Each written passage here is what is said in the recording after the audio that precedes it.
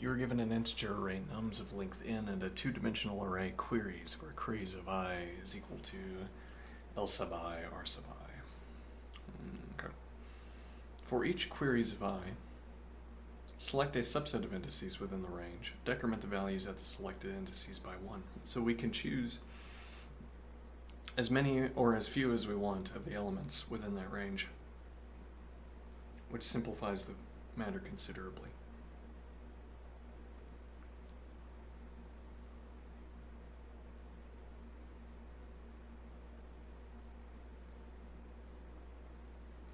So this is still a vector problem. As we've been practicing vectors recently, because the best way of doing this is to work with vectors, I assume.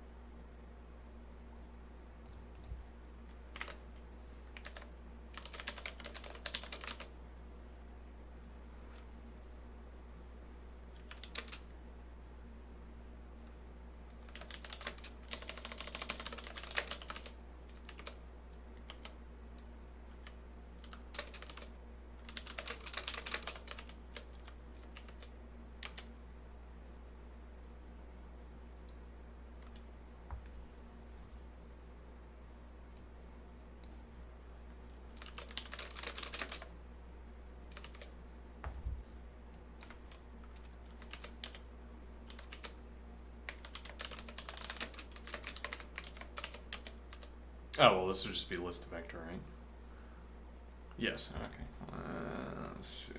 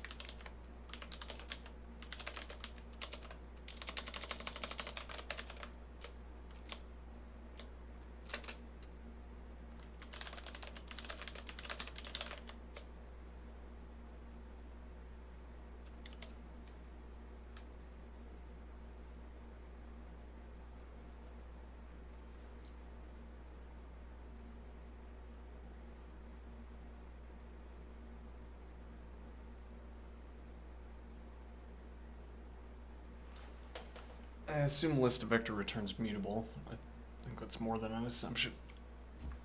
A memory, if you will. Query processor queries.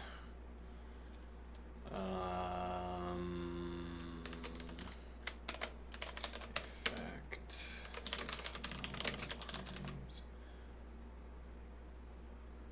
Yeah, we would probably end up turning this into a 4.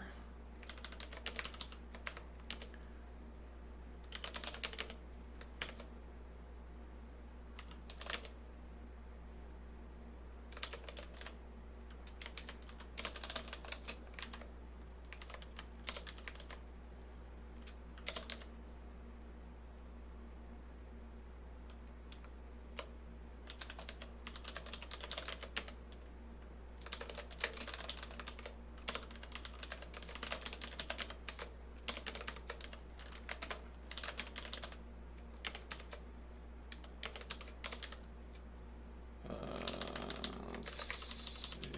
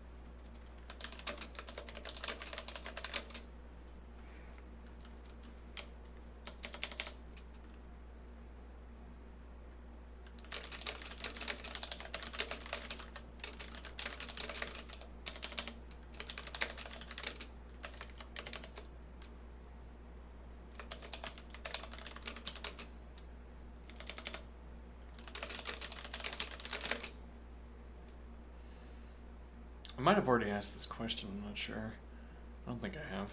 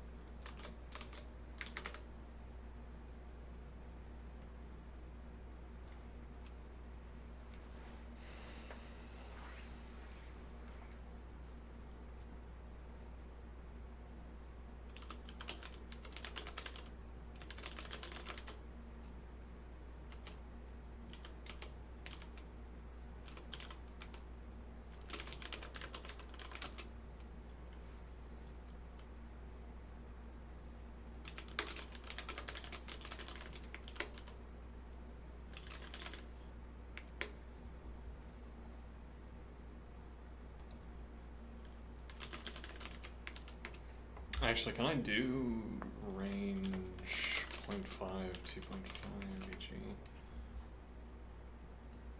Ah, interesting. Yes, but it adds 1. Okay, so actually we don't know. Yeah, it'll immediately crash if not.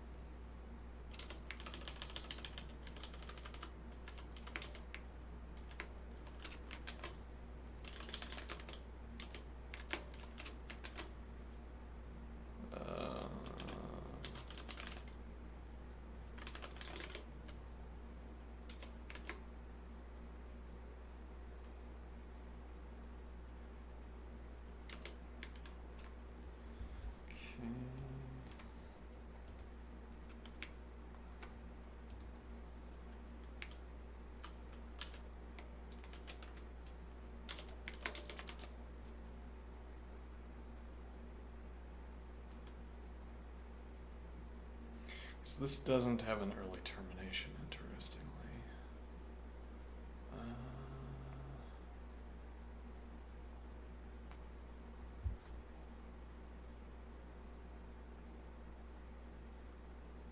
So actually, yeah, this could be turned into a for each, I think.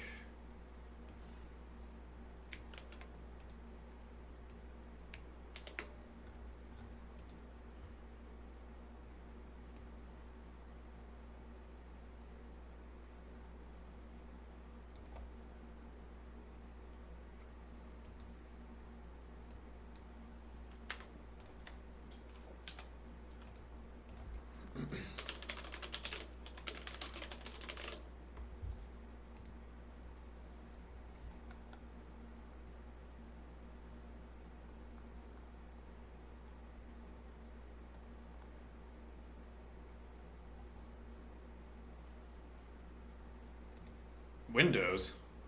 When was this added?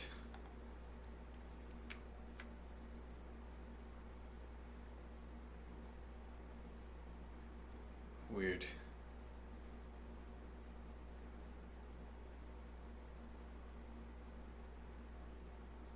Huh.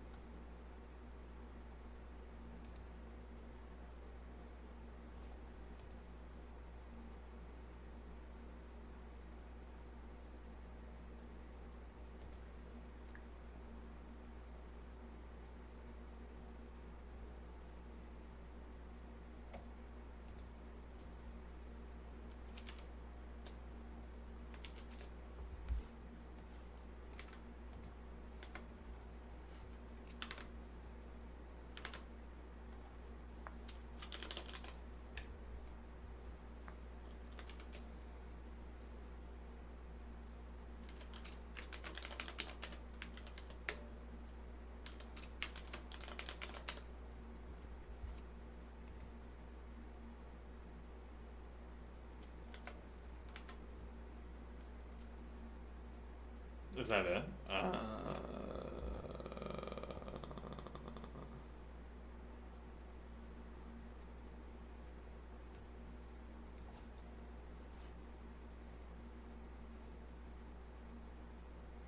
Maybe.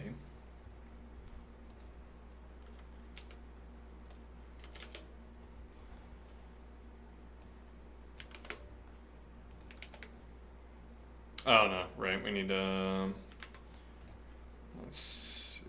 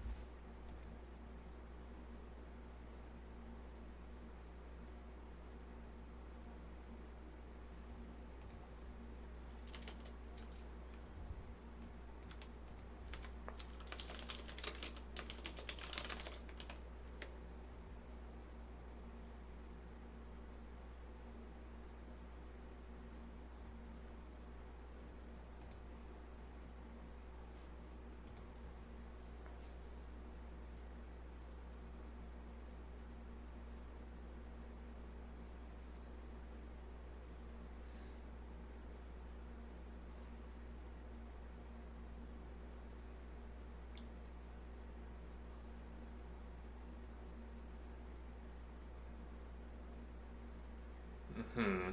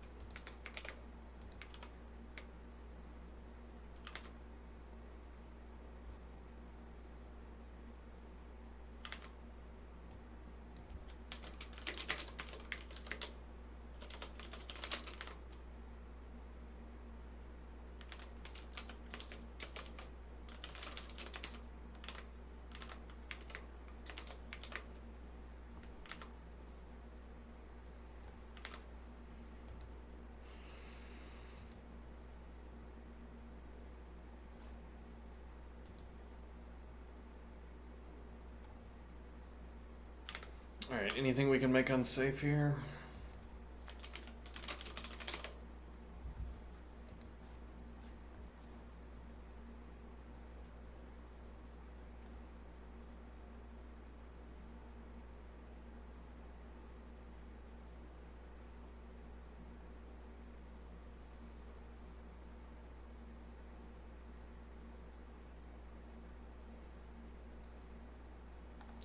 So unsafe vector ref will be fine.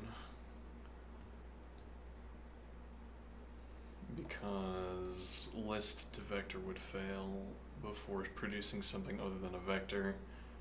And we verifiably have... Nope, incorrect. Alright. Let's see.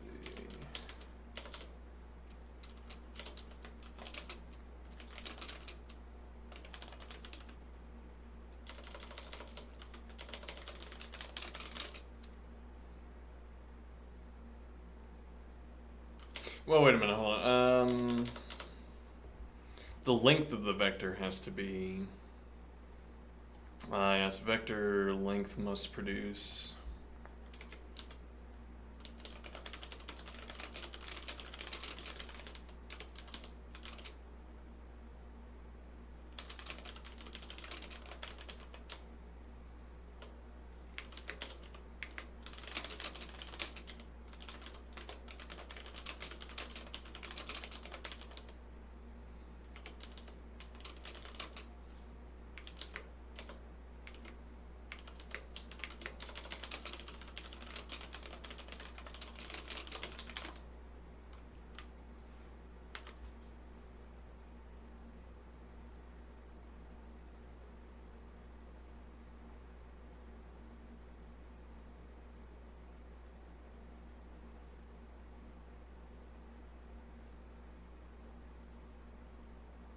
Yeah, though, okay, I mean, we could do, we don't want to ask about every number that's in a pair, whether it's a natural number.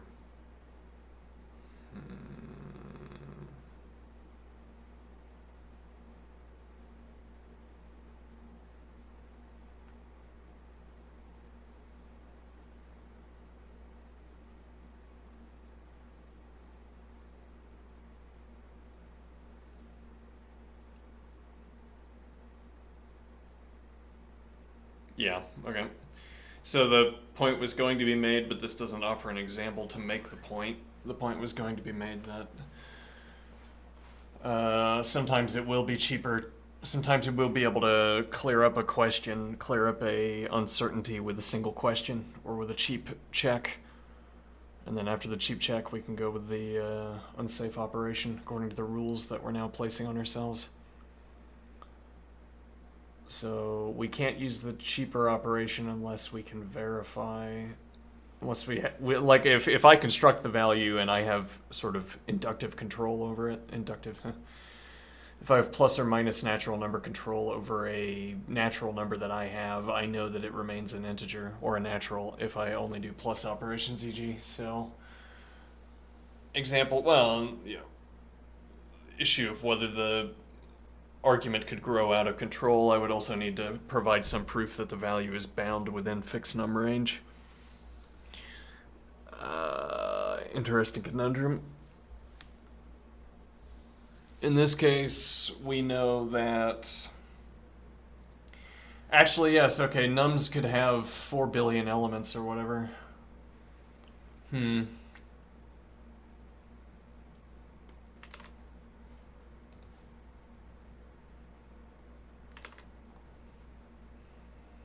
Yeah, and this now serving as an example of a case where verbal reasoning, the form of logical form can trick us into thinking that we've obtained rigor that we have not actually obtained. Vector length must produce a natural, but that doesn't mean that it has to produce a fixed num. It actually doesn't matter whether it produces a fixed num. I mean, so this observation that vector f checks its arguments to ensure that the first argument is a vector, that the second argument is an exact integer, and that the second argument is between 0 and 1 less than the vector's length. Well, so we're not doing anything that requires this to be a fixed num, so we also don't need to ask what the length is. So actually, no, this is an example of adequate rigor, albeit if fixed nums somehow became involved in this, yes, this doesn't check whether we're dealing with fixed nums. Is there unsafe negation, I wonder?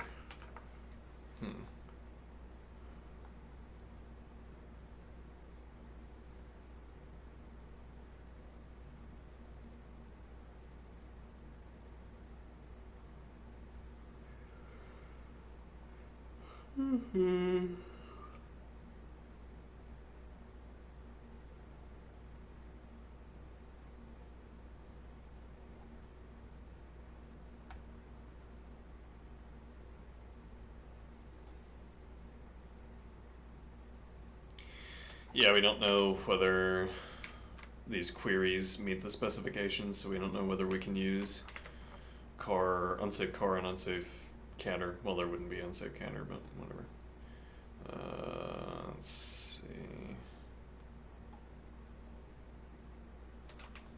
Alright, so unsafe vector ref.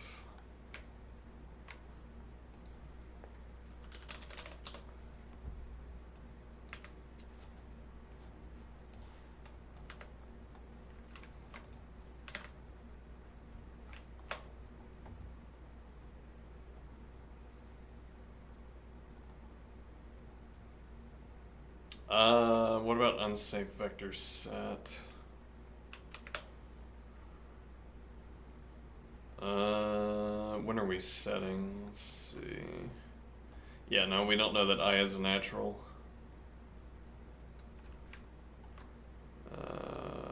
Let's see.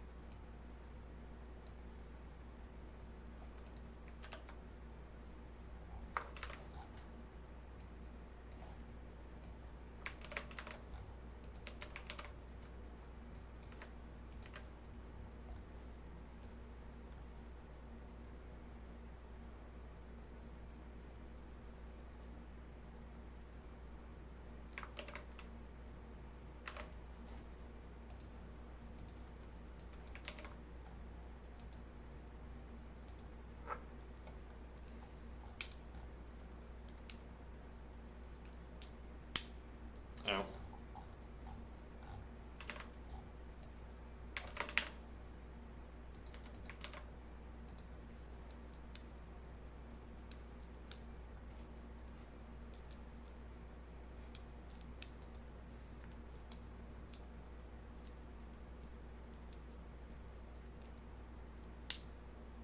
I didn't consider edge cases.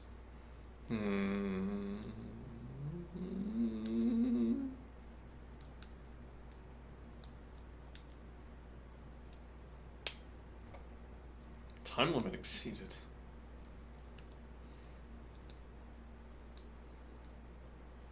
Well, if so, it might just be undoable.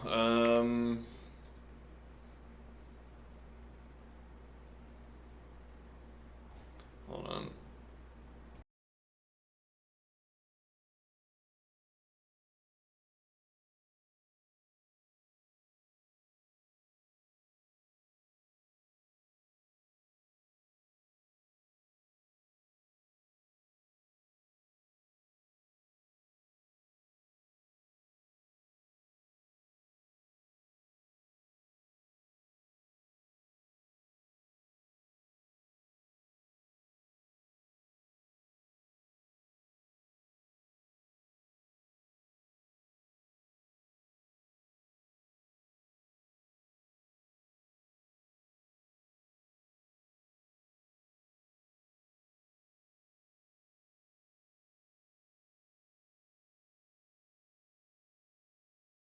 Alright, I'm gonna take a break here, and then we will fix this.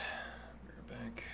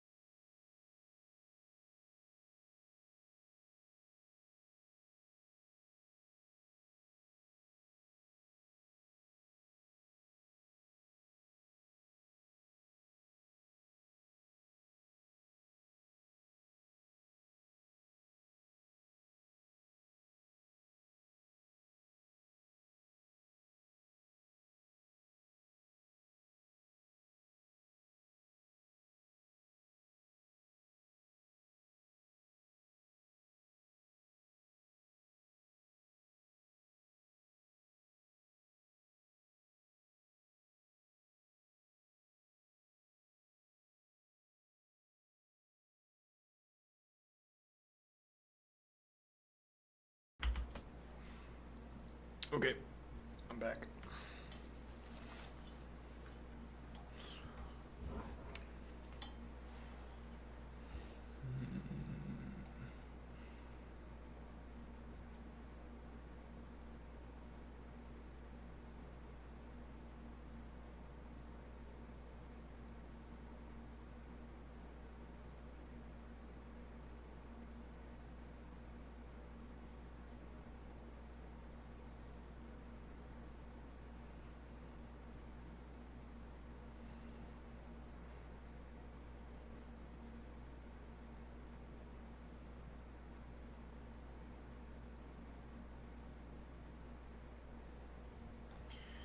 Time limit exceeded despite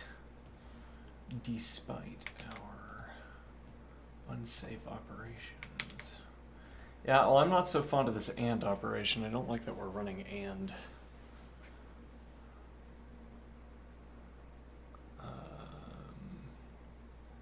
I wanted to run the for first, but I couldn't figure out how to do it.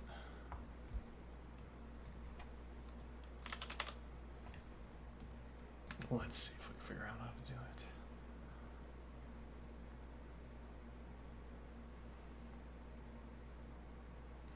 it. Yes. Okay, so we can do not. Oh, that's funny. Let's see.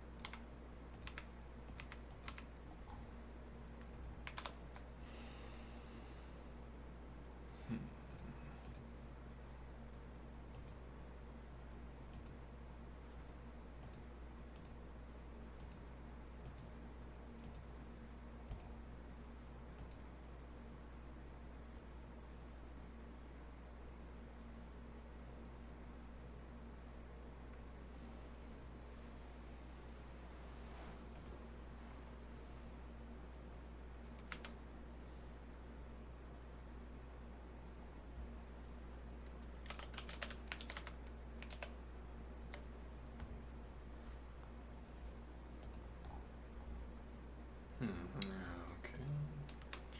Let's try that.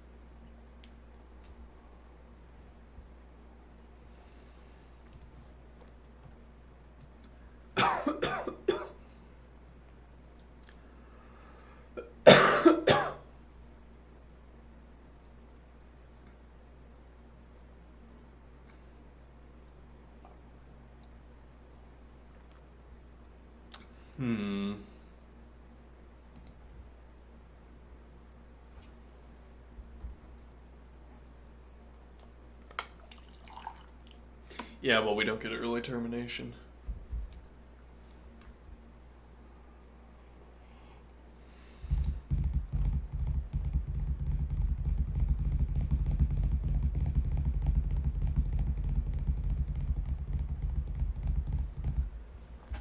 Yeah, we do this with hash tables instead.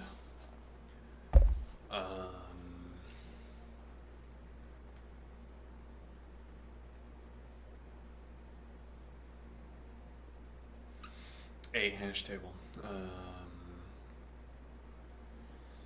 Do this with a hash table with the idea that I can ask hashref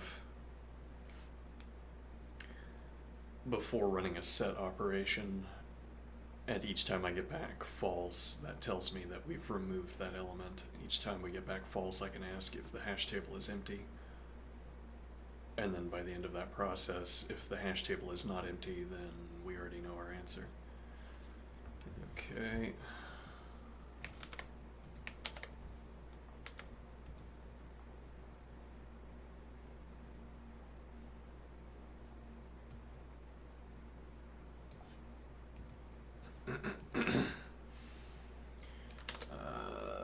Let's see.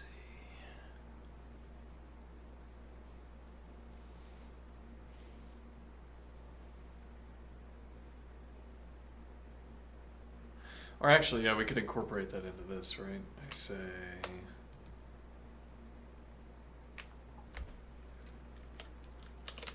that. Yeah, but then we can't do, we can't ask if the vector is empty.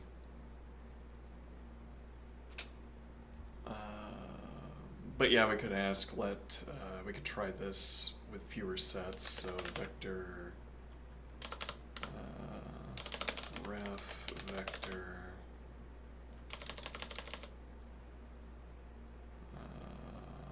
ref numbers natural vector ref numbers vector natural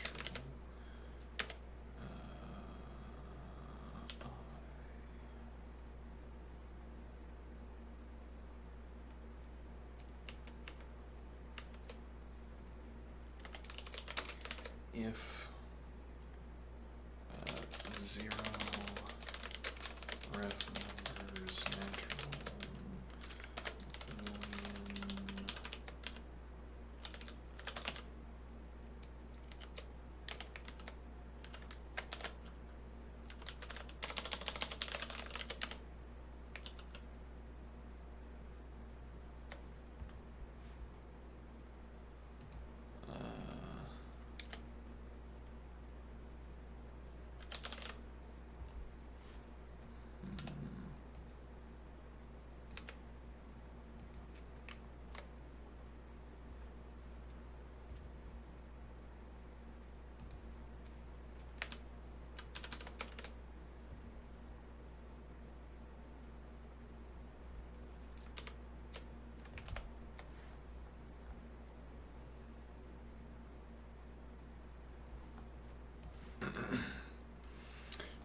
try this, and then if this doesn't work, we have to go with a hash table attempt, and then we have to contact the makers of Racket and tell them to make it more efficient.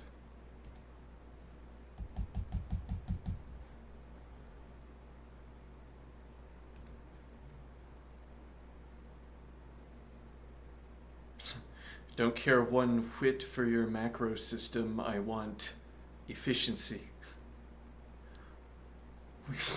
We passed fewer cases. It was worse to check. Interesting. Well, yeah, I mean, it might have something to do with this, that we have this unclean return.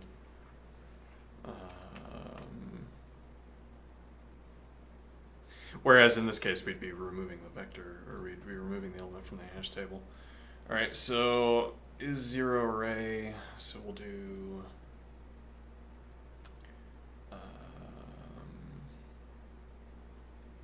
/hash. Is that a thing? Yes. No.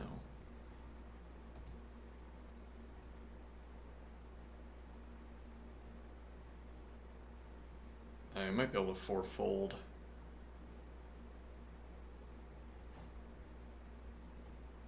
/#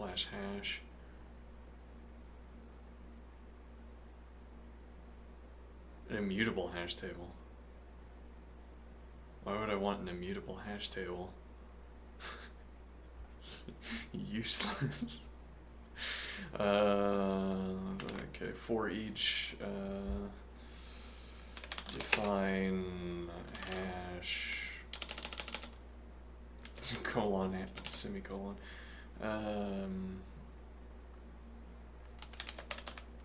vector hash numbers hash position dot count.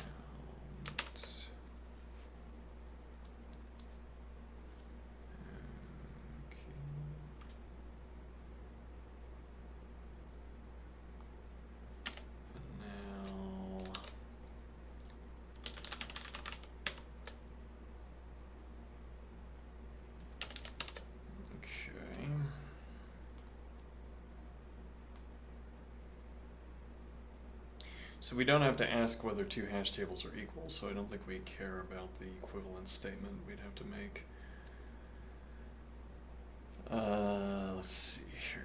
Alright, so for each nums list natural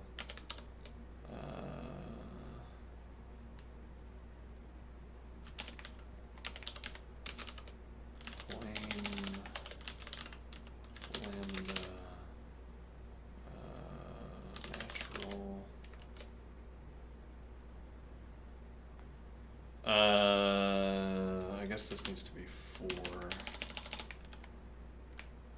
Okay, and then we adopt the other form because there's no consistency across these things. Let's see.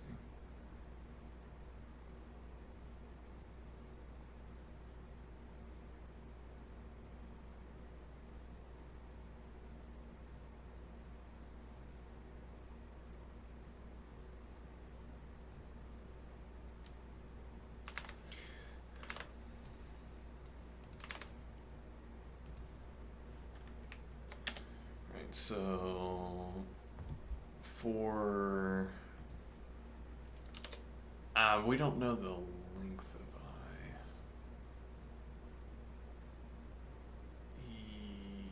Yeah, that's a problem. We'd have to run length, which is cheap. It's not free.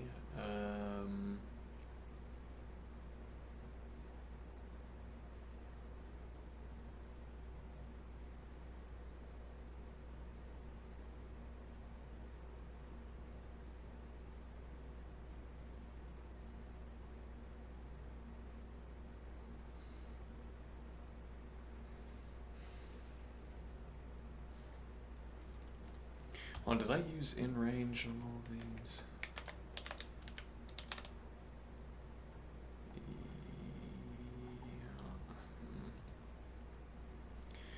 For I in range, add 1.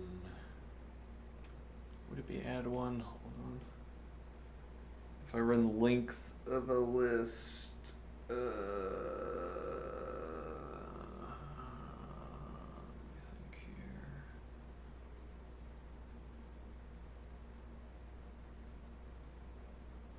what am I trying to accomplish? Let me see. So we're gonna cycle through in range of the length of the list of nums. Okay. And then we are going to update the hash table to the value stored in that position.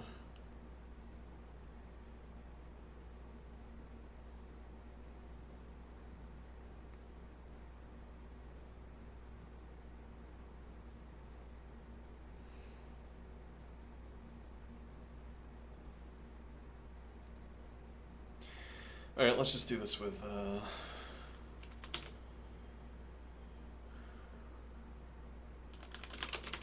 nums cycle nums list natural.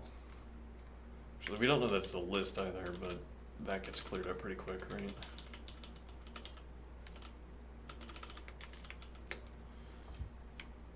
Nor do we know that this is a list. Also gets cleared up quickly.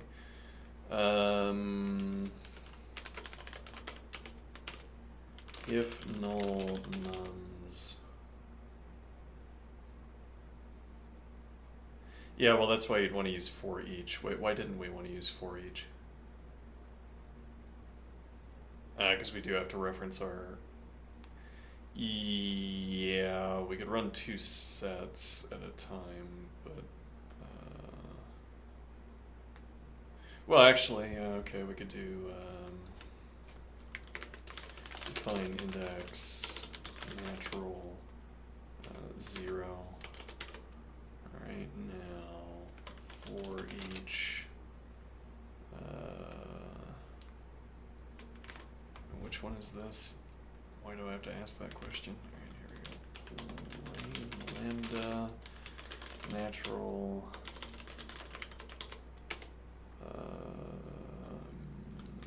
hash set numbers hash position count index natural natural. Okay, natural. Okay, this is not type annotation, right? Which is an effect, and then set index natural to add unsafe fx plus. Yeah, because I know it's safe. Unsafe fx plus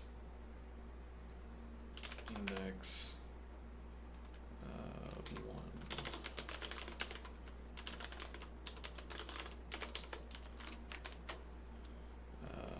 Natural.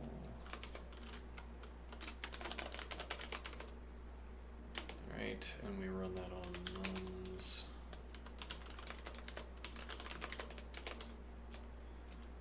Alright, and now what do we want to do?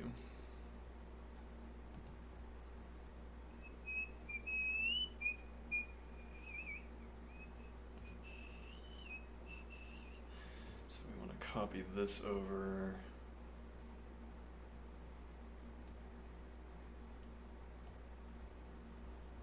Make modifications to this as required, I think.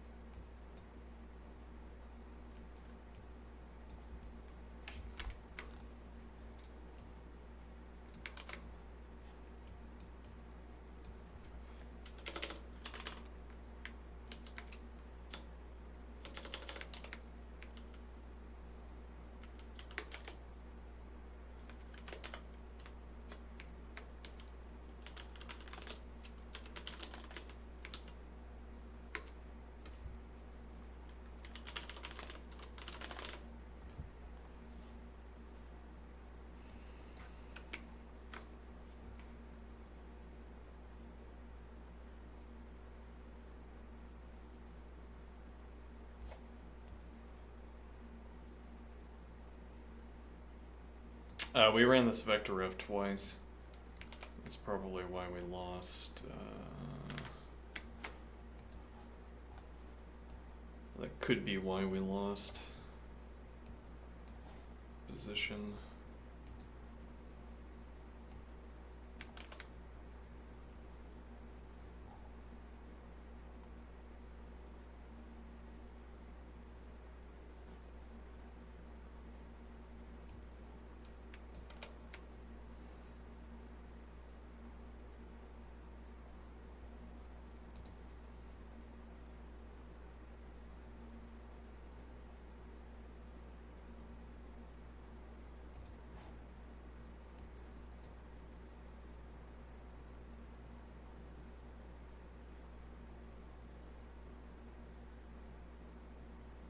Nope.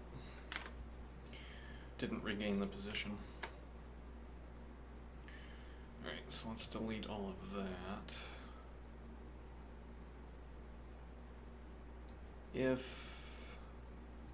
Oh, hold on. So this should be... Yeah, it should be false. So this is if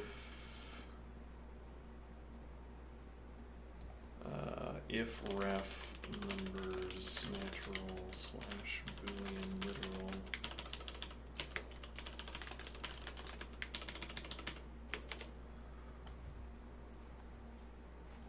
Okay. If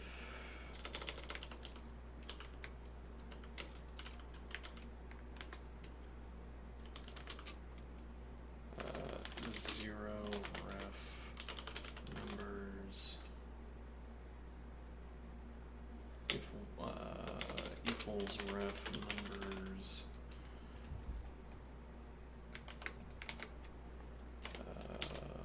1,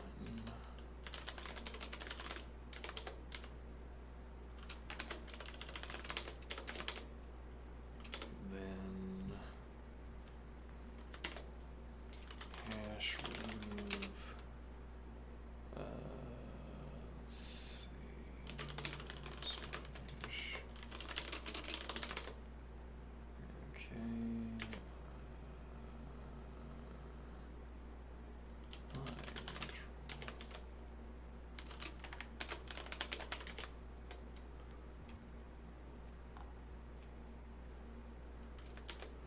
let's hash set.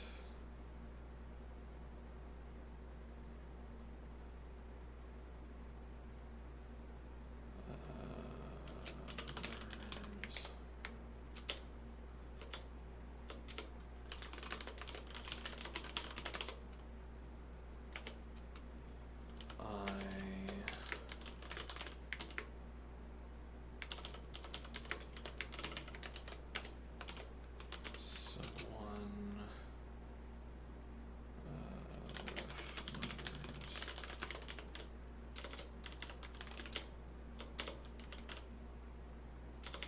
I guess in this case, we already know it's a natural.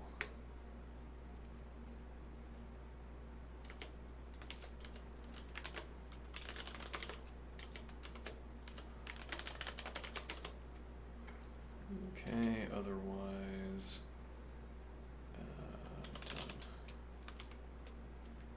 Okay.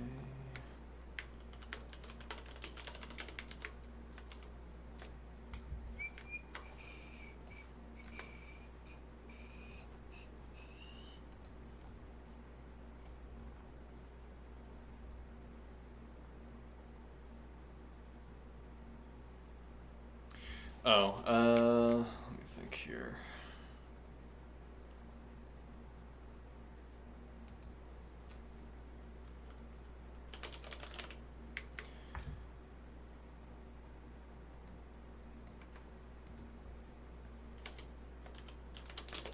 Empty, let's see, there's a lot that we're adding in. Yeah, let's see, hash empty.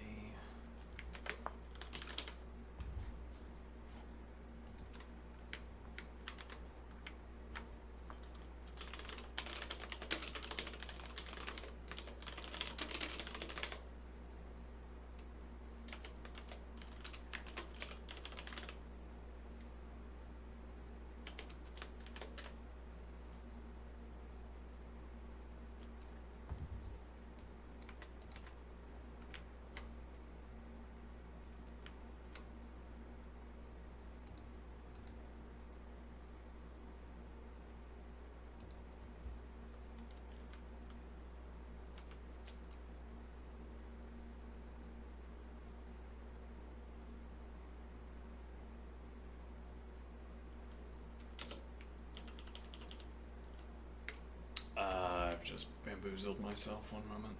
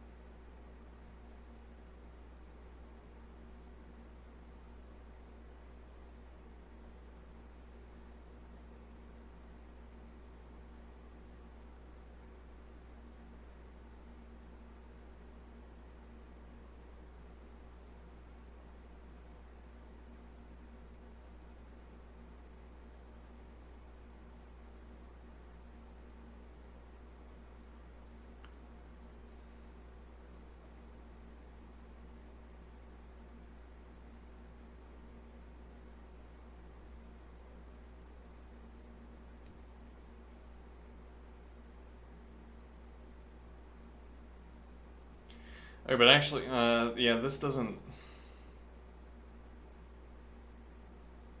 We would need to be able to break early, but this doesn't allow an early break.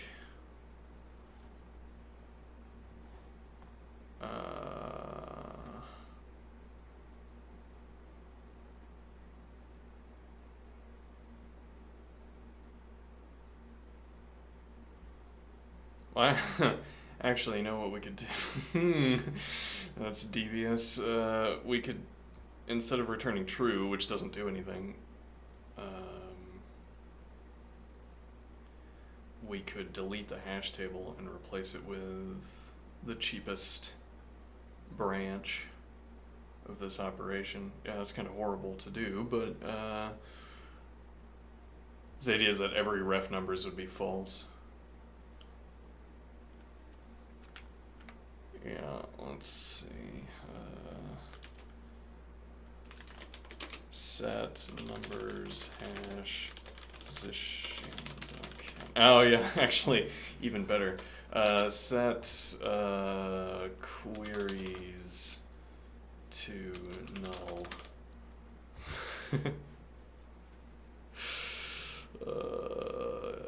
It's pretty good. All right.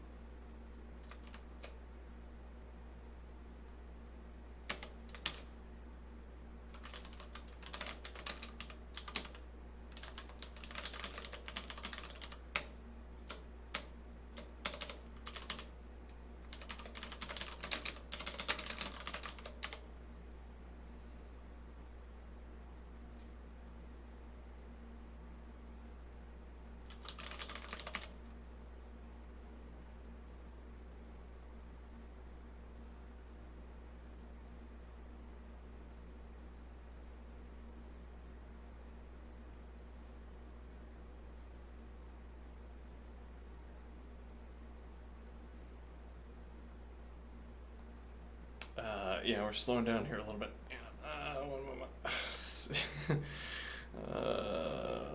Okay, so.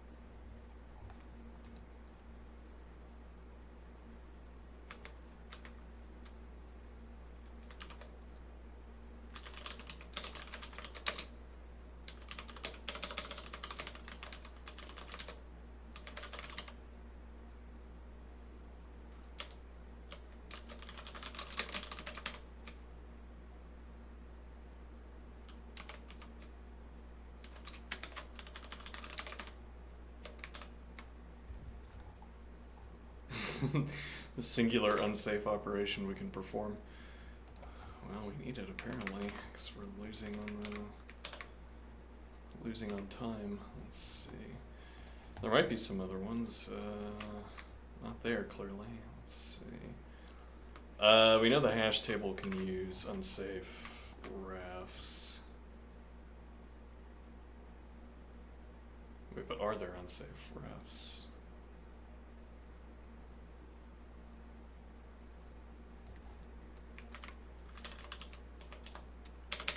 There are a lot of unsafe hash operations, but not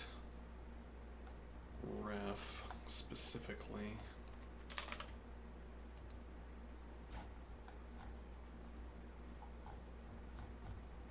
For whatever reason.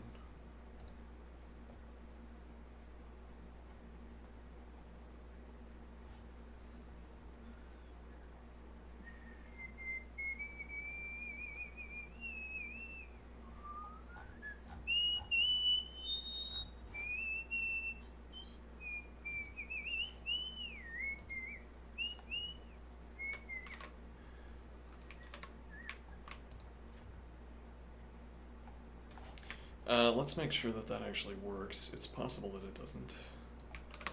It's kind of a busted way of setting queries to null. What a trick. Yeah, I'm all about tricks.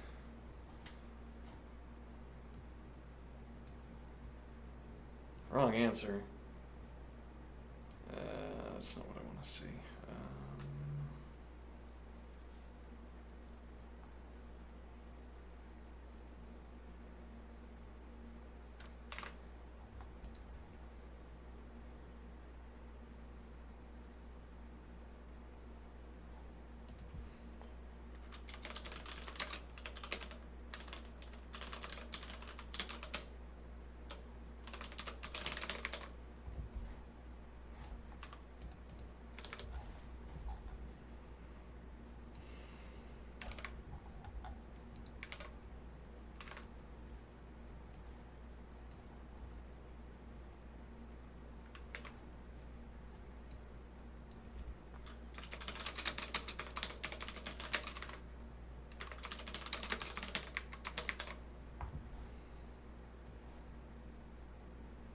Mm-hmm.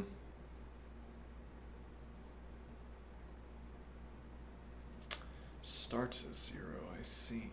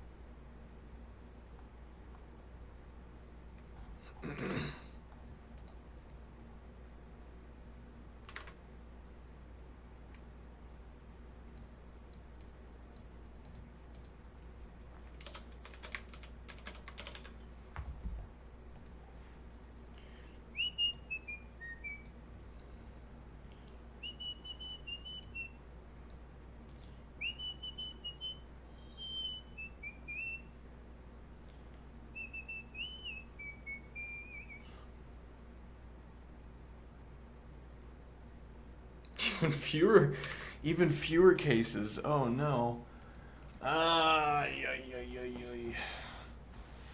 Um.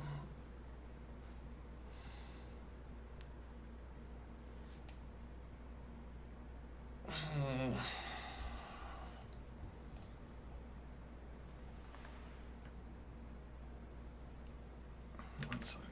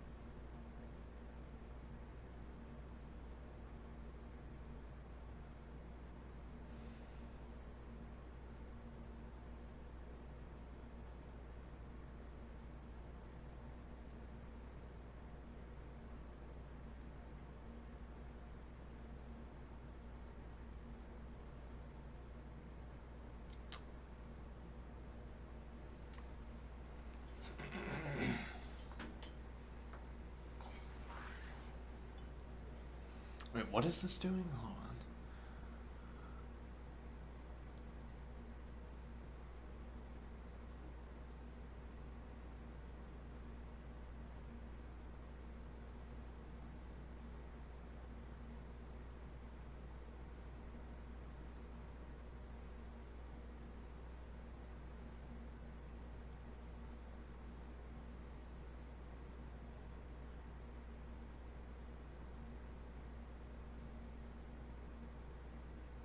What do I mean position.count?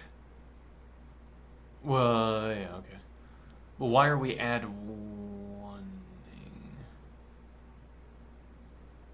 Oh, yeah, right. Huh.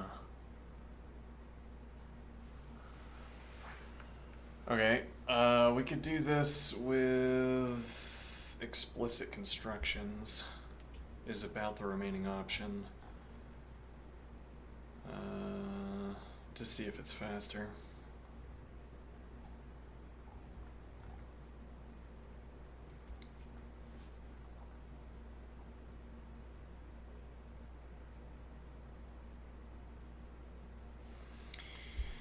If so, we'd probably want to do over here, right?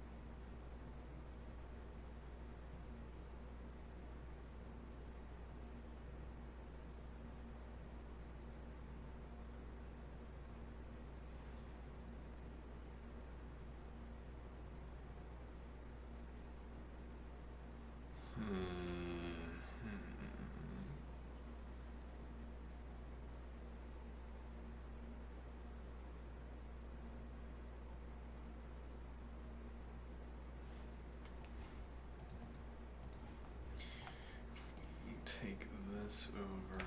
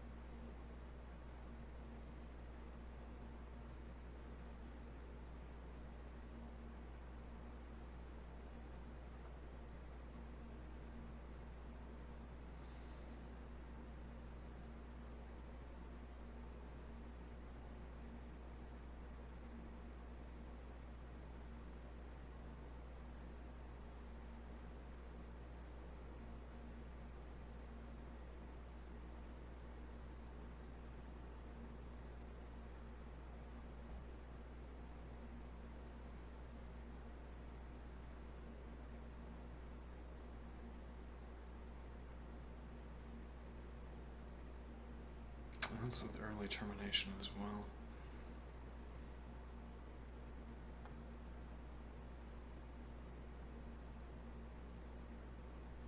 We assume, actually, we don't know that that's early termination. Because we might not be working with queries, we might be working with a copy of queries. Why would it copy? Yeah, I don't want to do this, I don't want to do this without... I don't want, yeah, these range operations without comprehension, because, well, we'd have to have a separate helper function. I guess it's not that burdensome. Okay,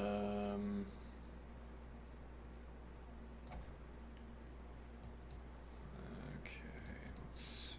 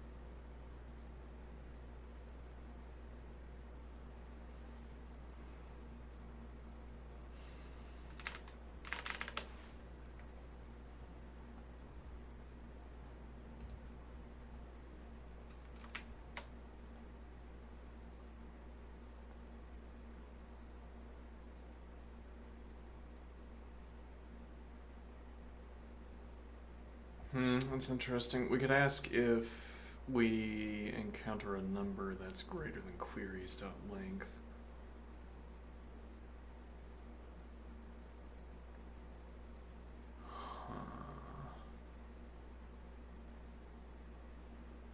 And the idea would be that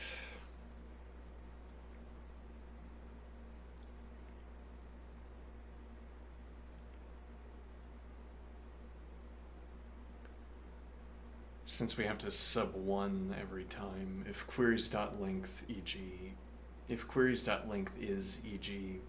2 and the largest number in nums is 100 million or whatever, then we can't decrement by 1 enough times.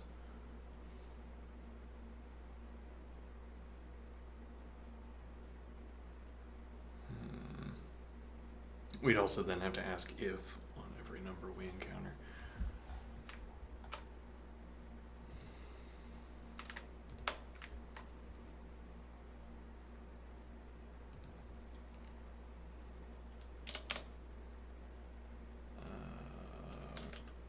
Queries length natural.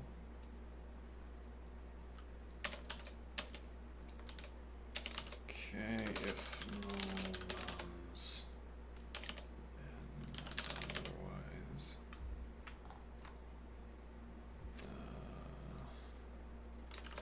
If greater than let car nums natural.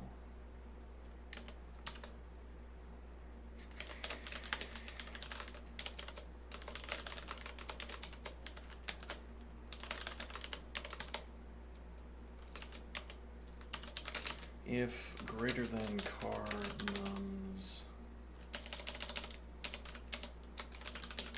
natural queries length natural,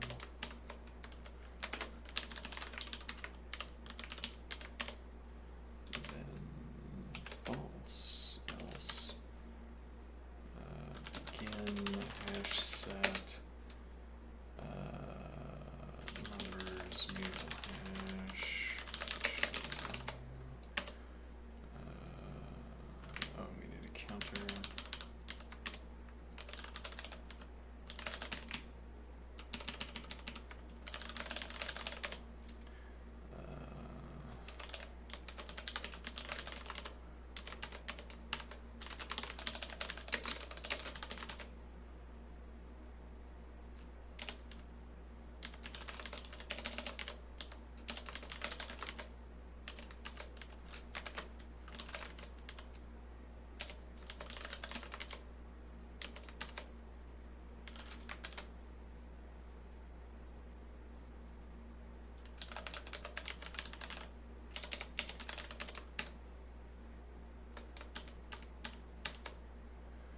Okay, and now this will not be a symbol, but instead this will call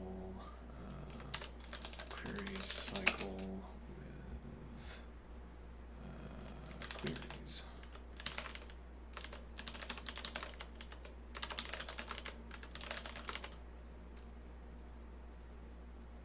Okay.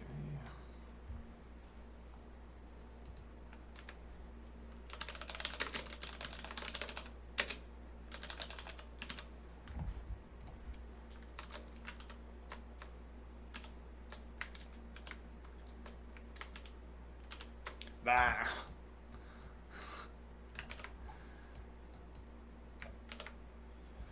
Okay. Let's see.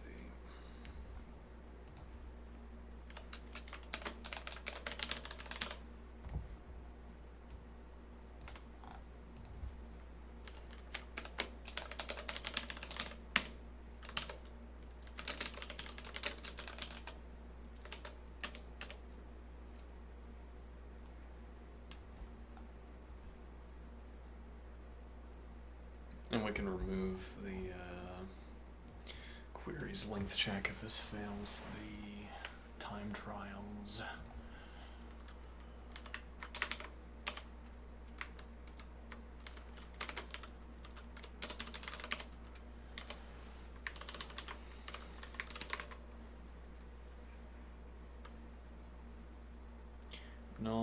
return false, because we will have an early termination.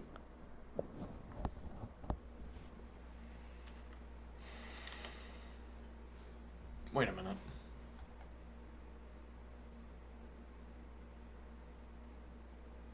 Yeah, that's kind of an edge case because each query only targets only targets an interval. So I mean, it might catch some case, but it also might not. Kind of not a good check, but whatever.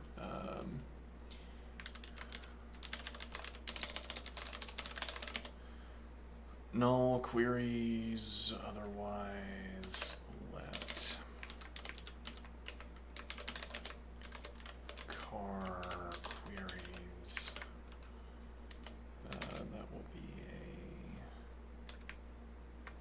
a car queries.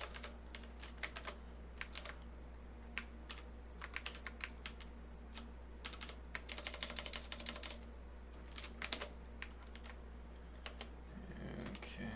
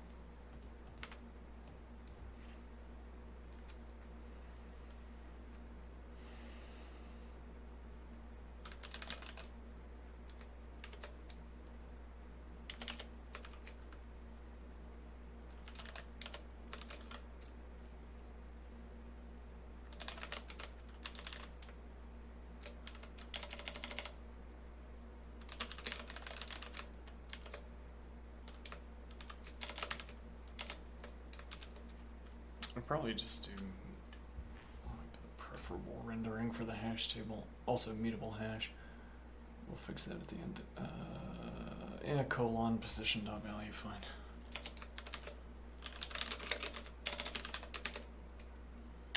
All right, hash ref.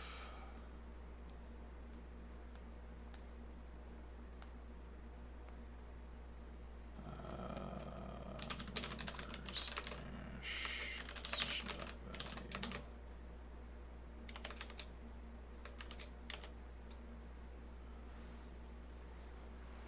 Okay.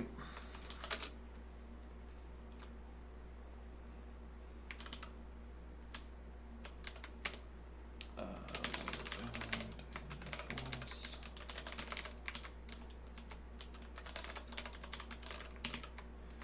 If ref numbers, rather, so this should be just value.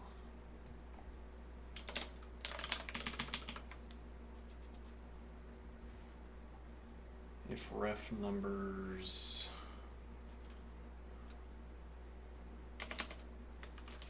if less than ref numbers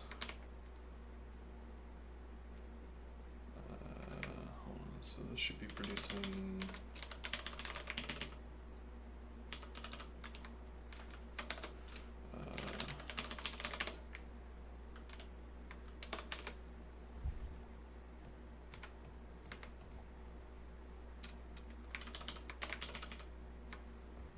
if less than ref numbers value slash boolean.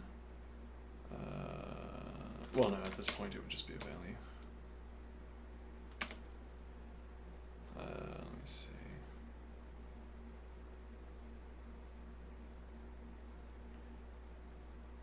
Two.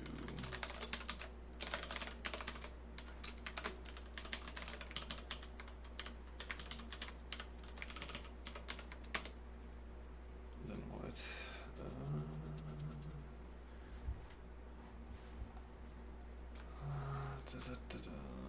If this value is less than 2, and then begin hash remove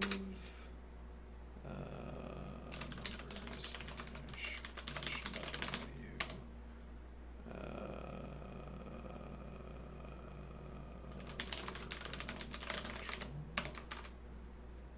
and then run query cycle with queries. Add one more bound control,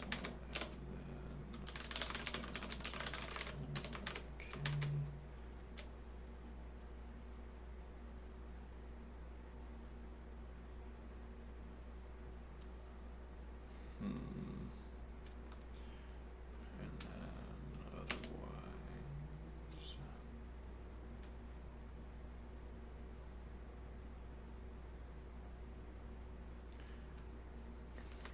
Begin hash set numbers hash position value over bound sub 1 ref numbers slash no, just be value, right? Yeah, sure. Okay, fact, and then query cycle with queries. Add one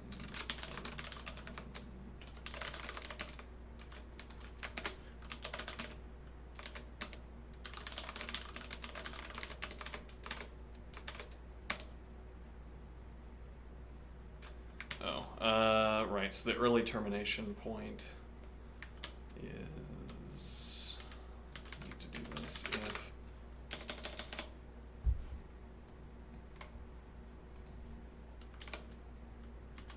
if hash empty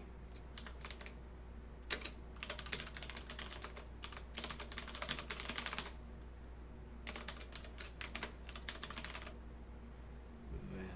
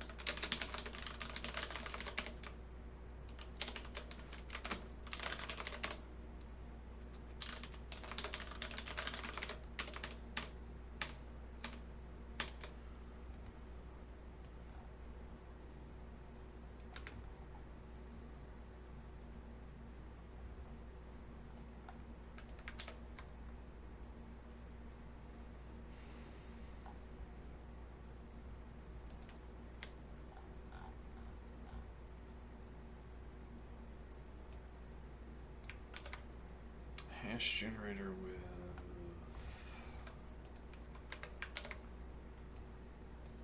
nums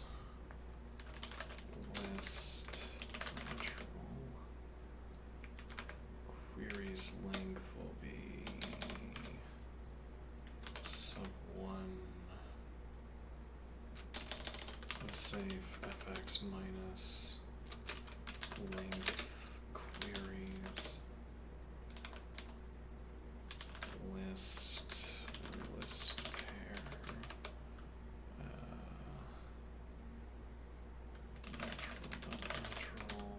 natural question mark. I have no faith in this, in the given values. Alright, so this is going to be a natural though, and then counter will be a natural because it will start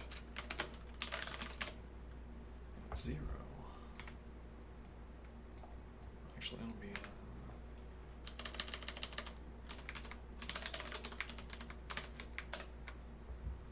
now we get the unsafe ops over here. Is that actually the only unsafe op we can perform? Because if that is the case, then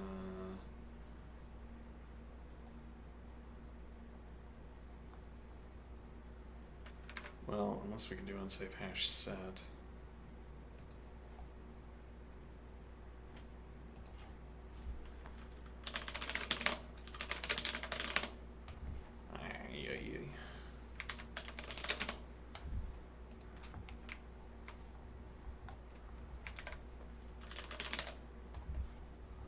Zero, okay.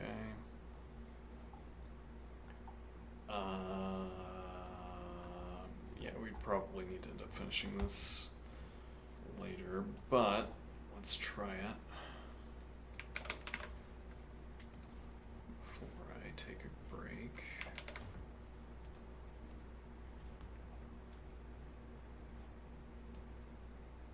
Wrong answer.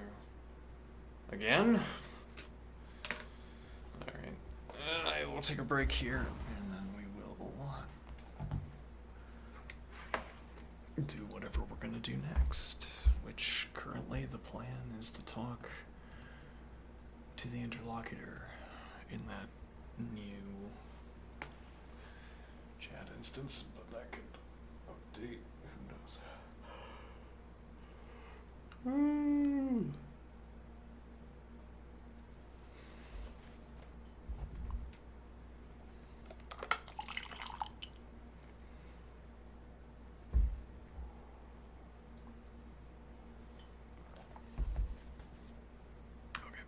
I'll be right back.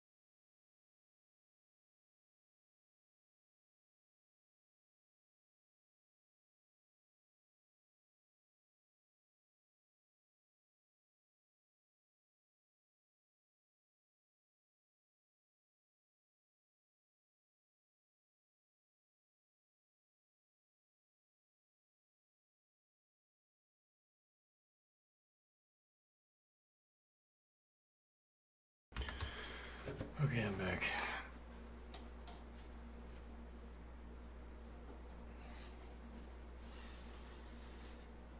Now, we did what? Let's see.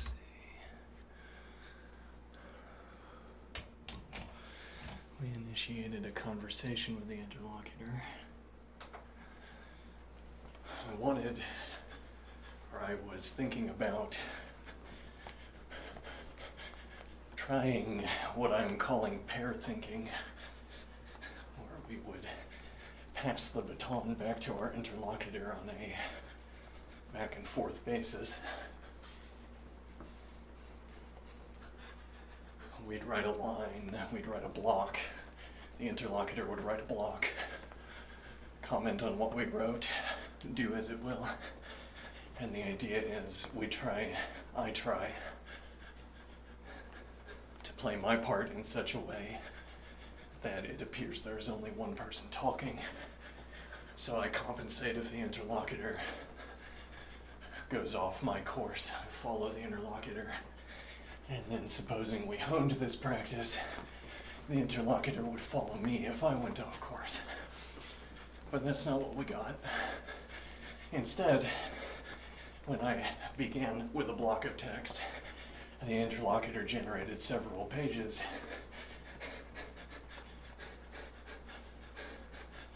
Opened up a canvas on, we did want a canvas, that's true, we asked for that. But the interlocutor generated several pages of text.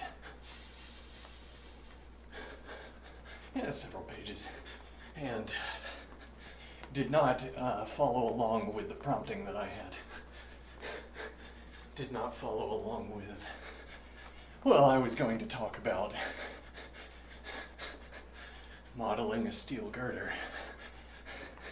How do we model that? What is a schematic of a steel girder? How does it bear information about the girder? What do we do with the information? Within what systems, etc. And what the interlocutor chose to talk about was not that. Instead, as I had on screen, the interlocutor responded with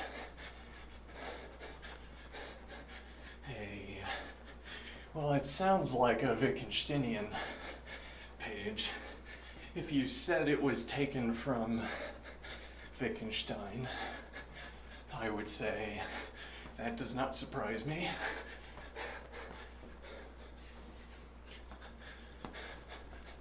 And we have been talking about Wittgenstein. There's a reason for that.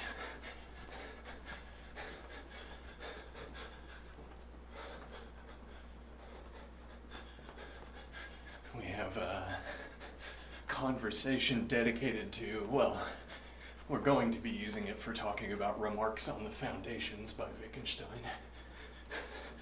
We have not gotten around to that because I'm establishing a kind of conversational protocol for how we should talk about and think about Remarks on the Foundations. But okay, I plan on talking with the interlocutor a lot about Wittgenstein. And the way I have talked with the interlocutor,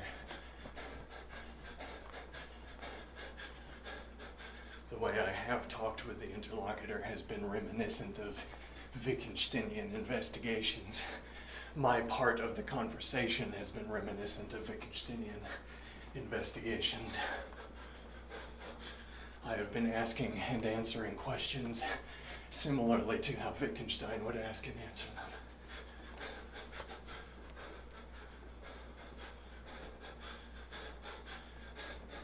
I'm interested in this practice because I think Wittgenstein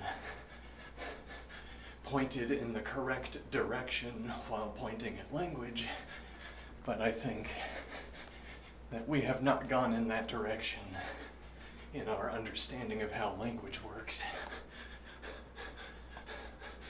As in Wittgenstein said, "Hey everyone, the answer to language is over there." And we all said, "No, I think it's over there." And Wittgenstein was right, and everybody else was wrong, as it were. And now there's a large language model I can talk with.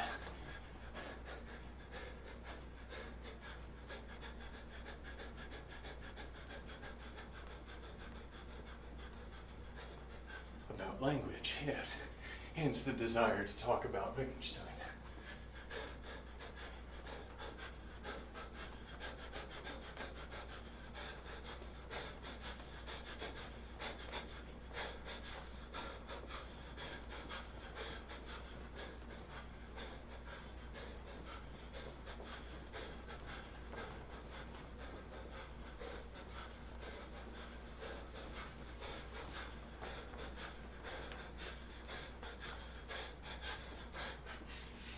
And the interlocutor responded with pages of text. And what was the subject of these pages of text?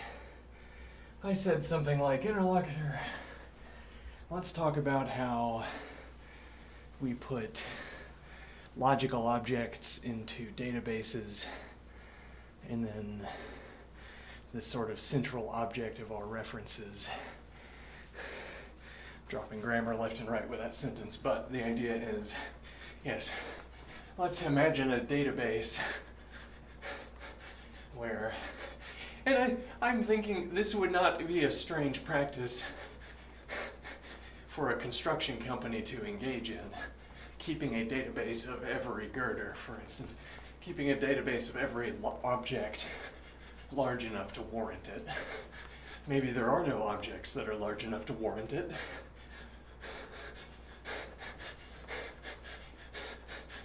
But supposing there are some objects that are large enough to warrant deposition in the database, then they are deposited in the database.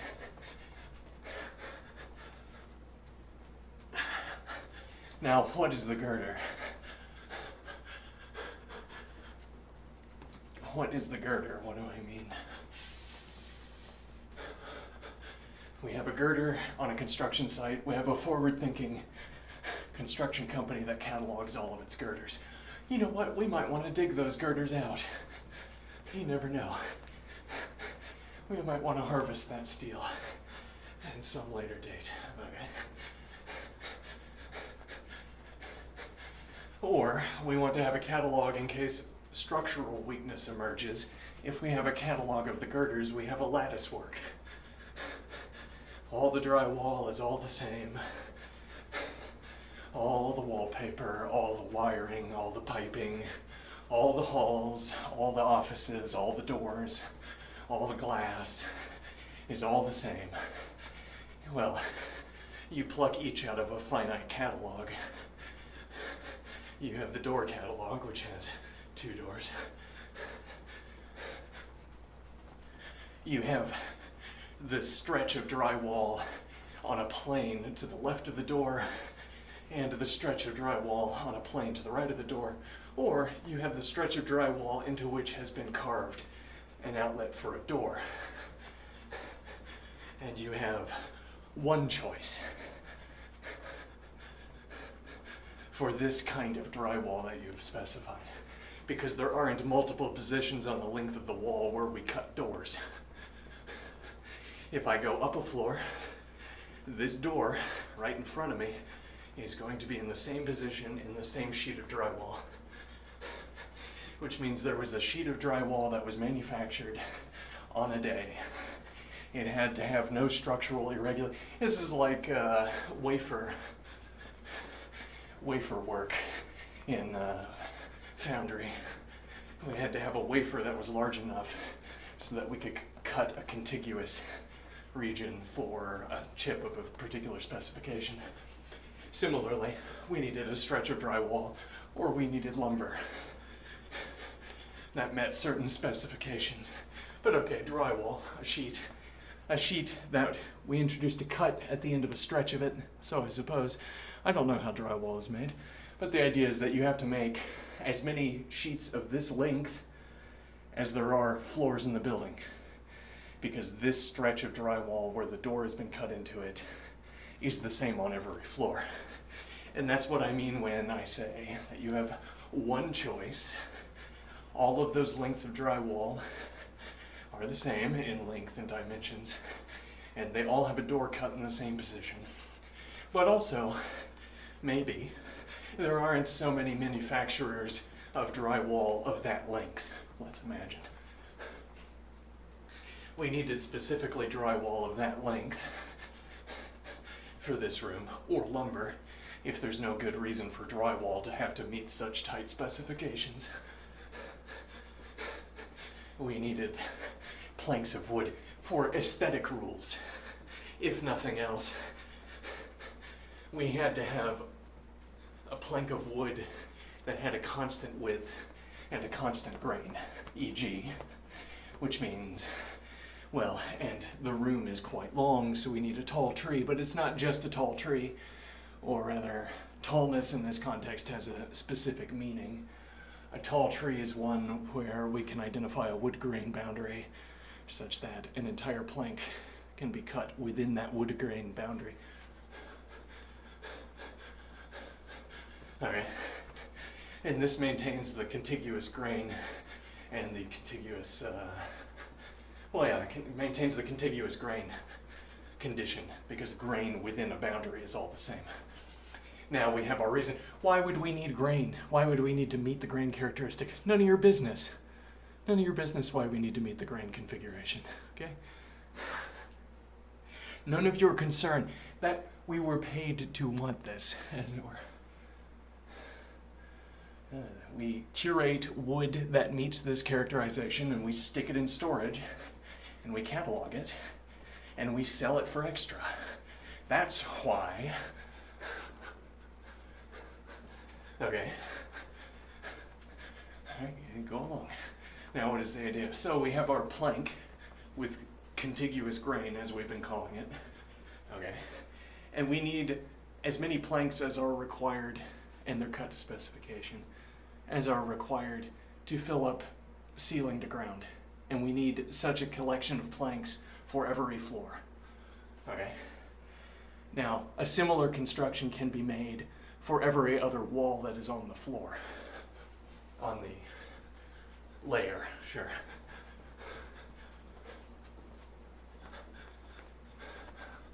Avoiding floor because I might want to talk about carpet later, which is on the floor.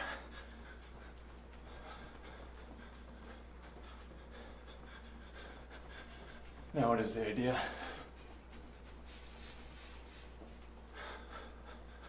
So we're talking about cataloging, right?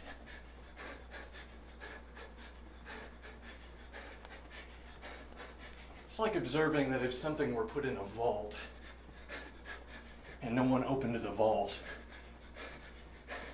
and we had a catalog of occasions where eyes set eyes on that object, the catalog would go empty at some point. It's like saying the knowledge about the activity of construction work is not what is written in a book, in my way of speaking anyway. Knowledge about construction work is written in hands. If I could look at a wall and see handprints wherever hands were, they would be pointers, as it were, for designating all of the hand-based activity that took place around an object.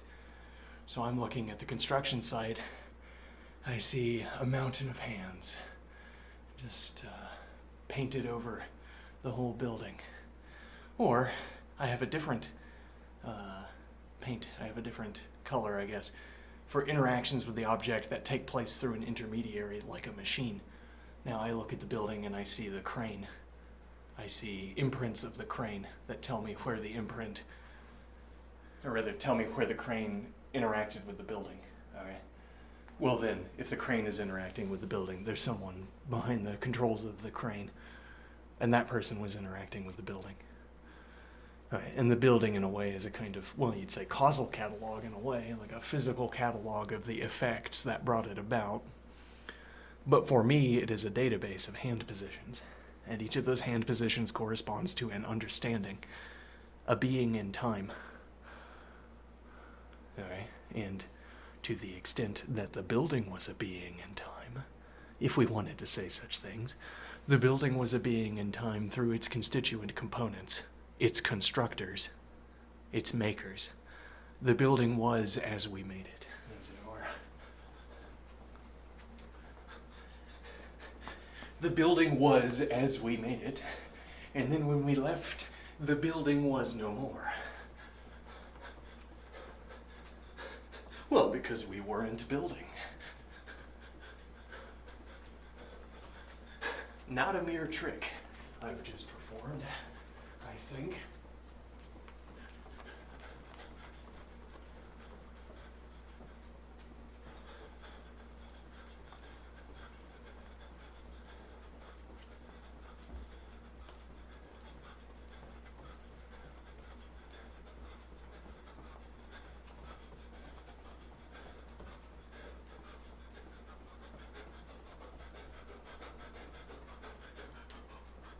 So what is the idea here exactly?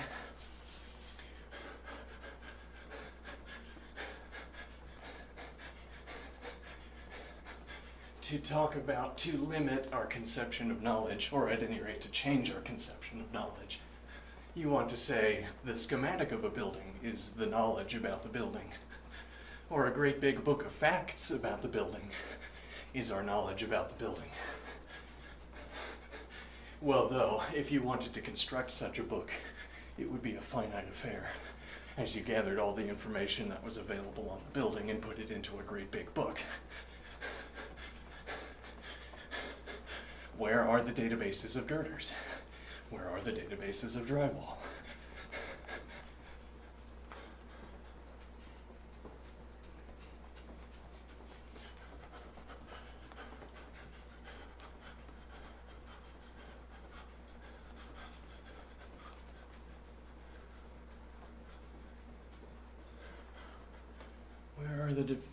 Where are the databases? Right, and well, then from those databases we could reach inferences about who was where and when.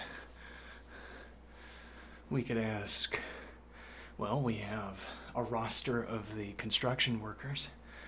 Okay. We have pictures on by the year. We have some kind of security system that we keep track of our workers, I suppose. Alright, so if we wanted, we could wireframe our workers and paste their faces on themselves, as it were. I mean, paste their faces on their stand-ins. As it were, we want to simulate a day in the life of knowing this building. Okay, building this building. Okay, being this building. Sure, okay. Now, and the way we're going to do that is we're going to take our roster of workers and we're going to ask questions like, how would these workers have navigated their work environment? Well, this was a 3-layer building, and we had a layer 3 crew, layer 2 crew, layer 1 crew. As it turns out, that's just how we organized our construction. All right, different safety protocols. You just don't go to the layer above, and then you don't have to pay the safety protocol. But also, if you're working on layer 2, you don't have to learn safety protocols for either 3 or 1. It's quite efficient. Okay, so we have our workers distributed across these layers. Now I've already answered, or at least forbidden many answers to questions. Here's what it was not like to build the building. It was not the case that somebody that was on the layer 1 crew was on floor 2, for instance, because they're not cleared for that kind of participation. So if I wanted to simulate a day, a typical day, in the construction of the building, I already have these negative answers. And their corresponding positive answer. The positive answer is that the layer 1 crew was on floor 1 or 0 or whatever. Okay. Negatively, this means that if my simulation depicted layer 1 crew on layer 2, we would say, no, That doesn't look right. What's so strange about that? Alright, why is the layer 1 crew on layer 2? That doesn't make any sense. Something went wrong in our simulation code. We need to reset this real quick. Alright, and well, it's not so difficult to get quite a good facsimile of a human body and face from the kinds of detailed records that we keep about our employees. So it would not be difficult to map our employees onto their own bodies in the simulation.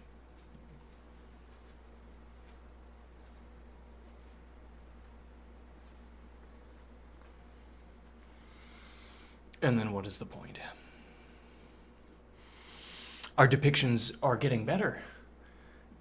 The body and the face look exactly the same, but the hammering technique is a little bit off. Well, we added security cameras after year such and so. Okay, we watched every action on the work site. You don't have the right to privacy in our construction company for the purposes of work site inspections. Okay, everything's covered by cameras. So we have a good model for their hammering technique as well. We want to imbue these wireframes rather with the construction techniques. We've watched the actual construction workers. We don't have the record for exactly this one. Okay, you'll find that's common because it's so expensive to keep such records. Okay, we keep more than the required number of video records of a day of construction. Okay, we don't have that day. The reason we can get away with not keeping complete records is that we can simulate the gaps. Okay, and what we're simulating here is we want to be able to generate a video of the construction workers on site that is, as it were, arbitrarily similar to the video that we would have had if we had instead had videotape on all of their actions.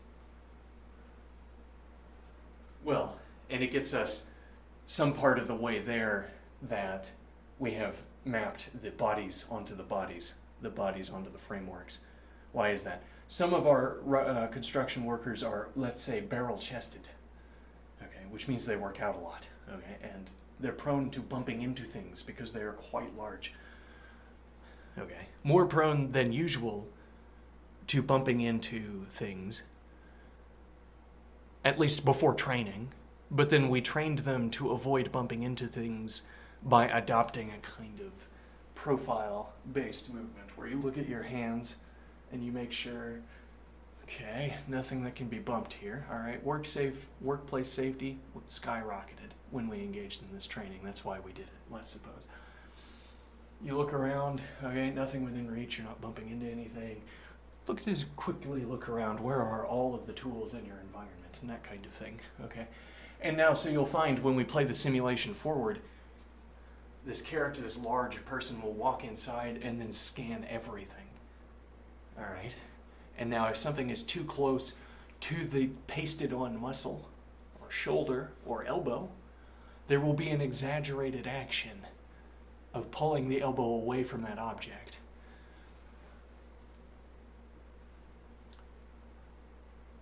Okay, and then there will be, you can map the action of this large worker. Supposing the large worker is close enough to a door frame, you can map this action that I am displaying here onto the worker. Okay? So what is the point here? When we simulate the large worker working through door frames, we capture this regularity. This is a similarity you would find if you watched other videos, actual videos of the work site. This would be a regularity held between them. Ideally, we would have all identifiable regularities in common between them because the simulation would be exactly the same as a video that captured the actual thing. Barring that, we strive for fidelity.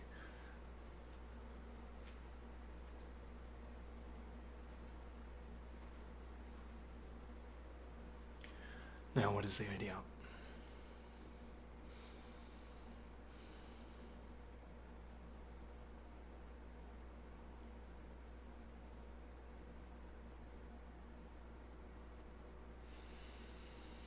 The idea is that anytime you identify a difference, okay, yes, we have our video, our simulated video, Probably not a jackhammer. I don't know, some kind of nail gun. All right? And now we have our simulated video of the nail gun. Okay. Now what is the idea? You look at that and you say, that doesn't look safe. And I look at it and I say, oh no, it doesn't look safe. No, that doesn't follow our standards for use of the nail gun. That's strange. All of the actual video cases show the correct usage of the nail gun. Why would this simulated video show incorrect usage of the nail gun? I suppose we need to... Well, and then the point there would be, we're off the hook, as it were. Yes, the simulated video shows inaccurate usage of the nail gun. All right, but the actual video shows all of the instances of actual video we have only depict correct. So it's like if you scanned the simulated video and each time you saw a safety violation, you say, now I'm going to scan all of the actual video to see if there are any instances of actual violation of the safety protocol. If there are not, the simulation was erroneous. Whereas the alternative direction of this, well, the other side of the Boolean in this case, is that you scan the remainder of the actual video. Rather, you scan the actual videos, and you do find this same safety violation. And the idea would be we extracted all of the rule sets that we applied to the wireframes, that we gave to the wireframes, imbued into the wireframes. We extracted those by learning over the actual data, learning over the actual videos. So, if a person had a tendency to violate safety protocol in the actual video, the simulation will also have that tendency to violate that safety protocol. Hence, the reason why you would see a safety protocol violation in the simulated video and then investigate the actual video. Now, what is the idea? Now, the idea is, right, well, we strive for fidelity, and what that means is that we do a lot of learning on the actual video, and then we do a lot of scrutiny of the simulated video, and we have some kind of, yes, approval system. All of these simulated videos meet our scrutinized approval. Cheaper to be able to simulate a video and have a proof certificate, as it were, than to keep the video. Maybe we store a tremendous amount of video.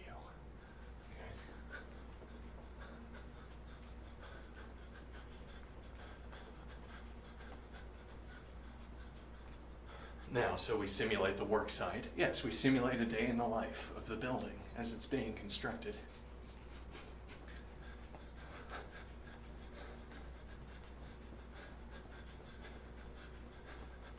Now, why did we go through all this effort to get the simulation? I mean, for our discussion purposes.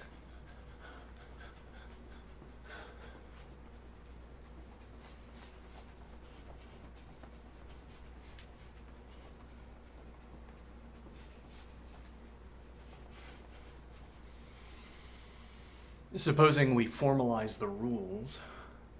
Yeah, I guess the idea is like we find a lot of learning activity is clustering around the nail gun. Why would a lot of learning activity cluster around the nail gun?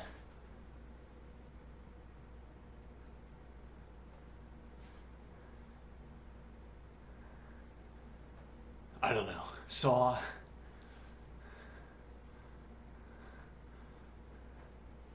And what is the idea? So we formalize a rule set.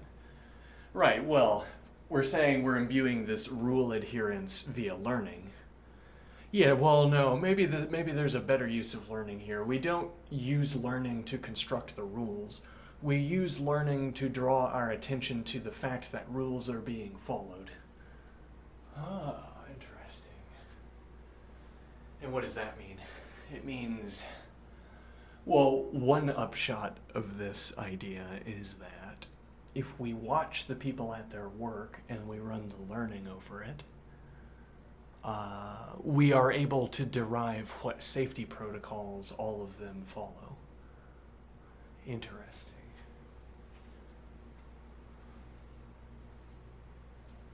Which is to say, when we perform our isolation on learning hotspots, we say, the learning was about this safety protocol in the book. Okay, and then we say, we're now going to find an explicit rule set for imbuing a mannequin with this activity. Okay, what do I mean by that? A wireframe. We're going to find an explicit formalization for the standard wireframe body. All right, we imbue our formalization. We give a starting position.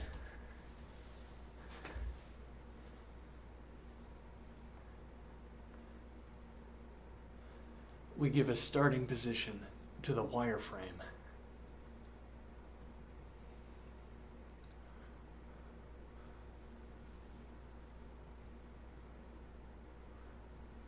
Okay, and now we describe that starting position as if it were a kind of machine that takes inputs and then behaves in various ways. And then we give it a rule set, we play the machine forward, and what the video shows us, well, what the simulation shows us is what we agree is the use of the nail gun, or whatever it is. And why is that so interesting? Well, now we have an explicit rule set. We have an explicit Boolean generator, success, failure. We could watch the video and say, no, that needs to count as a failure. That nail is a full 2 millimeters off. That's no good. No, we strive for 1 millimeter off. Yeah, 2, no good. You need to go back and learn how to use the nail gun again. All right, and the point of this is what exactly?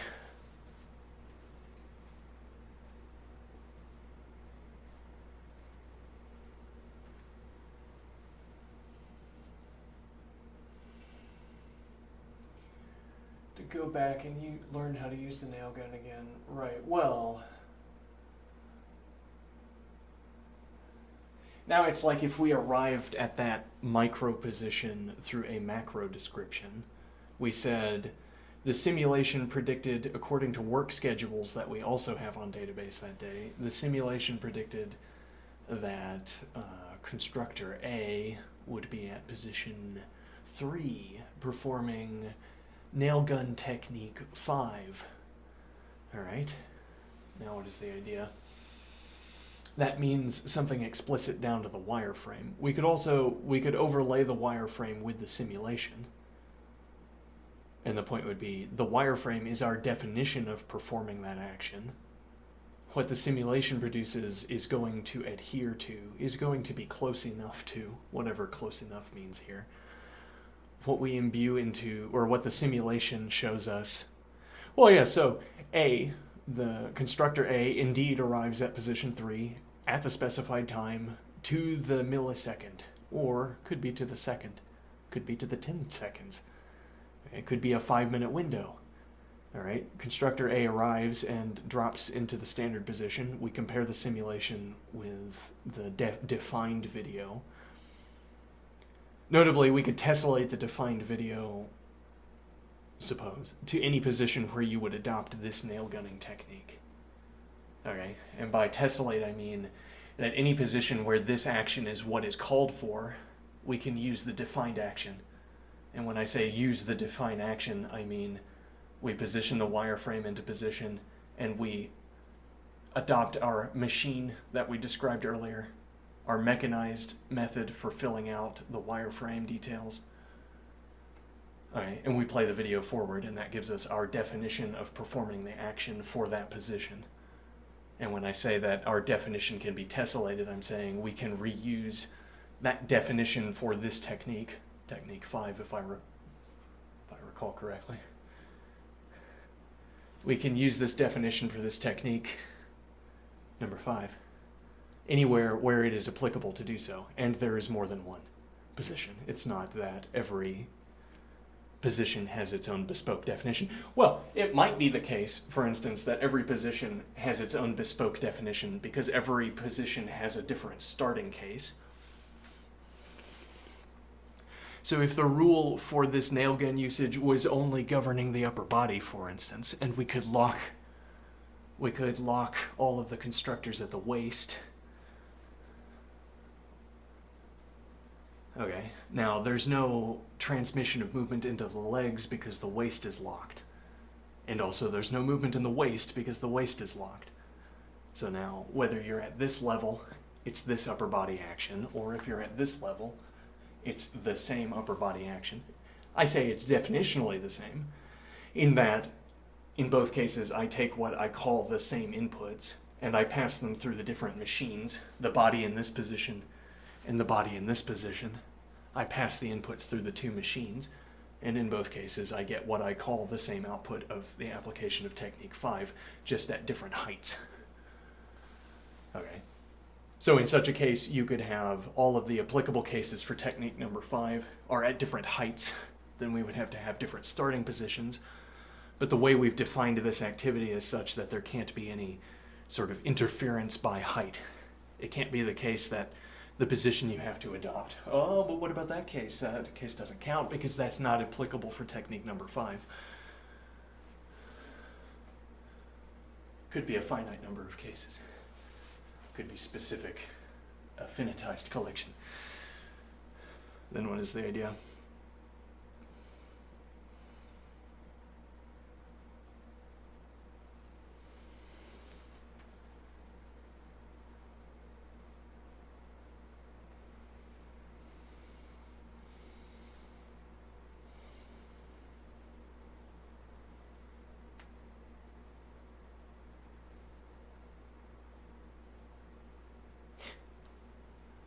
Apparently the idea is local glass flower blowers.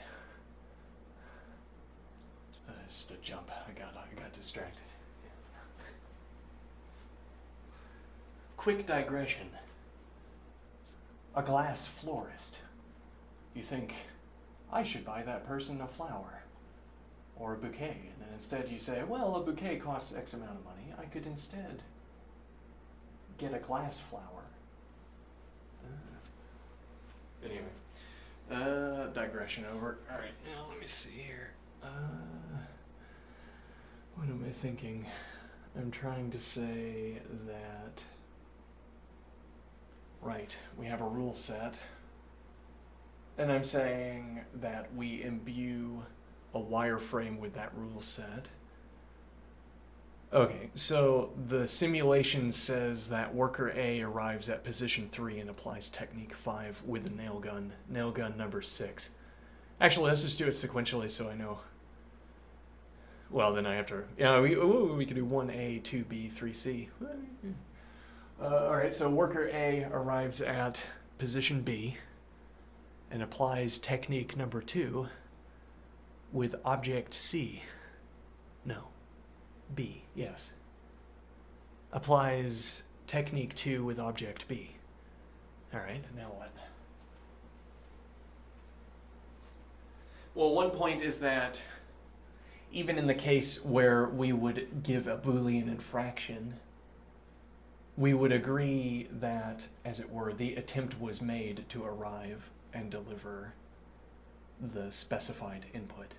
What do I mean? So I'm saying that there could be sort of global characteristics of an action that tell me that this is technique number 5.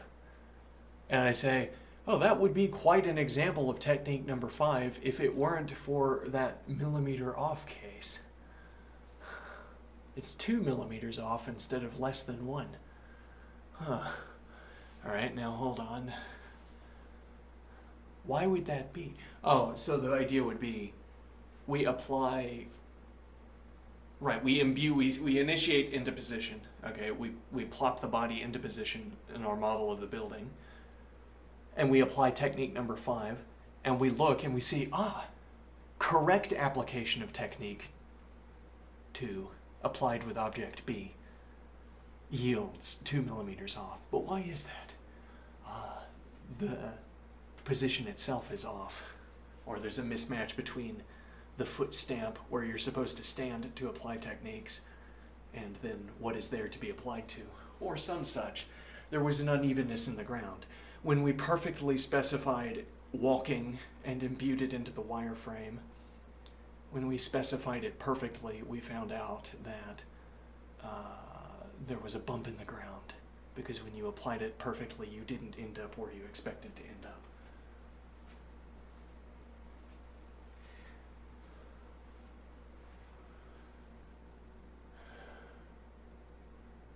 Okay, now what is the idea? So the idea is that we get our finite characterization, a finite characterization of the activity from watching the simulation. And that can be our access to a database.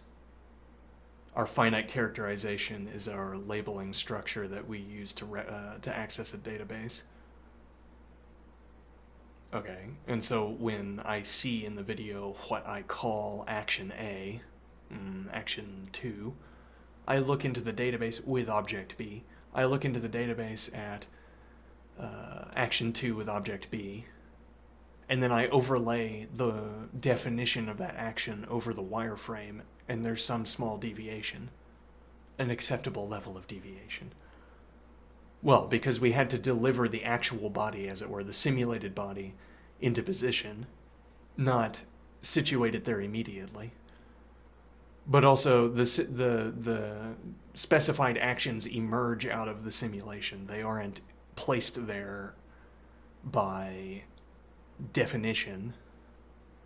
So, running the simulation forward shows us worker 1 performing this action. The video shows us what we want to call worker A, worker 1 performing this action, to B.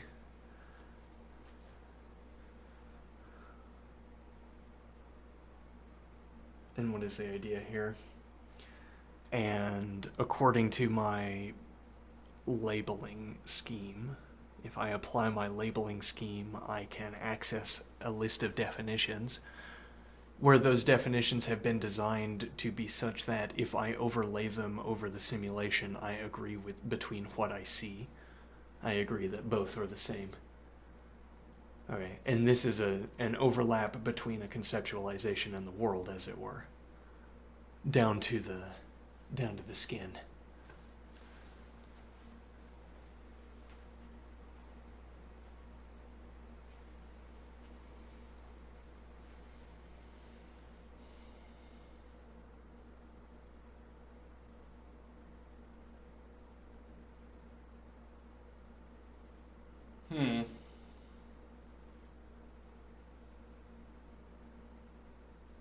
The simulation is not going to show us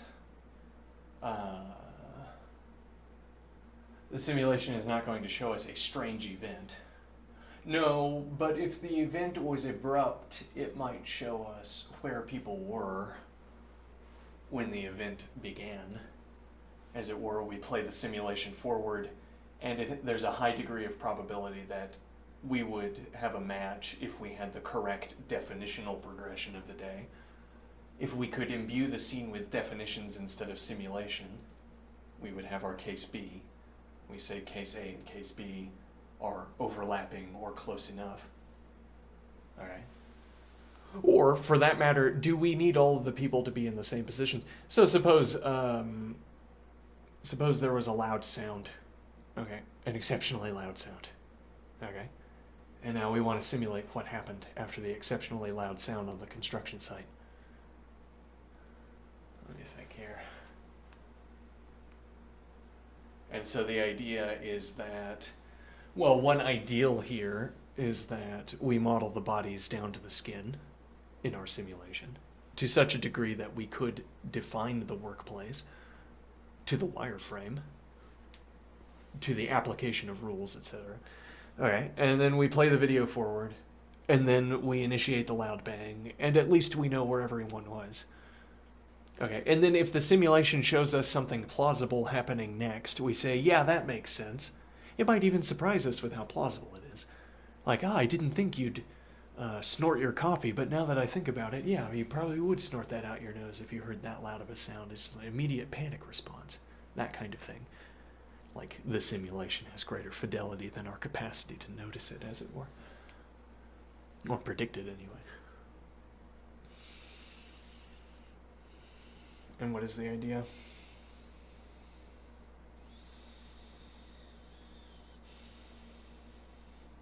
Do we need all of the workers to be in the same position? What if I merely need to know how many objects on average are dropped when a sound this loud breaks out at a work site? How many tools? I'm an insurance agent. I might as well be. And I'm worried about all the expensive machinery. How many objects are dropped on average when a sound this loud happens at a work site? Well, then I don't need all of the exact positions of workers. I need verisimilitude post-impact, as it were. Like saying I'd get the same, I'd have a running average that didn't jump around a lot. Or if I changed out the simulation with different starting assumptions for where people started, and the scenes played out in different ways, then we would say the same number of objects on average is dropped. It doesn't. So this is a kind of crowd effect, how many objects are dropped when the loud noise happens. But okay, so my point here is that what we need out of our simulation depends on what we need out of our simulation. Do we need people to be standing in the same positions down to the millimeter? If we were concerned with knowing where their bodies were down to the millimeter, yes. Tautologically, to expand the tautology, suppose we need to know who was in a position to have left some damage in the building. And then it actually would be close enough to know that there was only one person in the vicinity, as illustrated by every copy of the simulation we provide.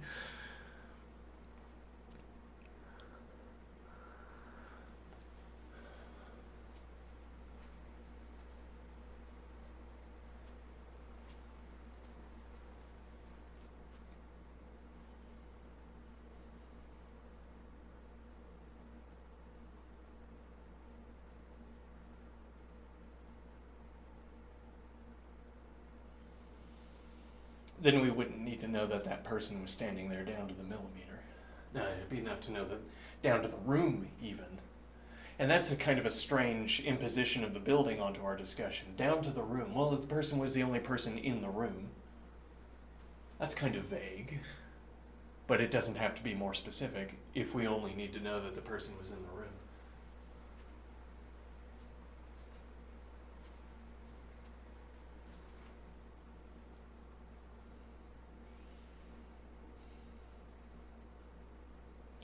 What does all of this have to do with the interlocutor's curious response? Incidentally.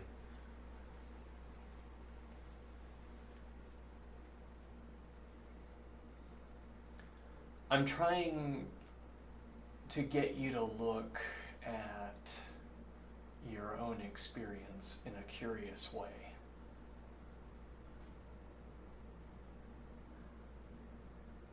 It's like when I had the simulation on the one hand and the definition on the other of the activity of using a nail gun.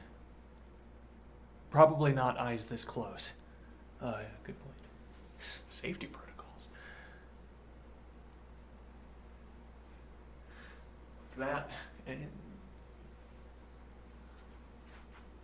suppose. Nail gun, yes. Now what is the idea? Well, so we had both the simulation and the definition showing the same thing, and our sort of intuition agreeing with the green light, as it were. Agreeing with the statement of agreement. Or not, our intuition not flashing off, not flashing wrong. We have all three of these confirmations. The learning form of the behavior, the defined form of the behavior, and our own recognition of the behavior, our own intuition of the behavior. Okay. Now, what remains to be explained about this activity?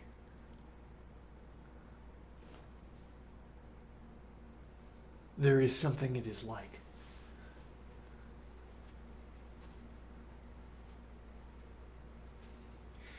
Now, I'm not so much here.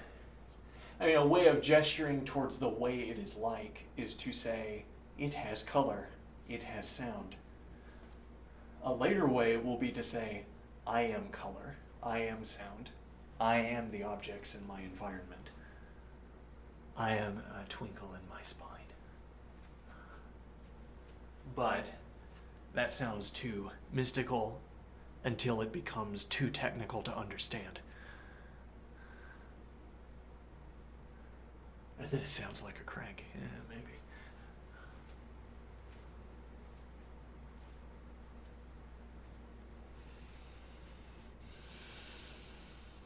But all of this is a way of getting us to look. You want to talk about an action with an object, and then you start talking about the object. How are you going to get there? How are you going to talk about the experience if you're busy talking about the object? And then you say, well, we can't talk about the experience. It's more difficult. It's different anyway.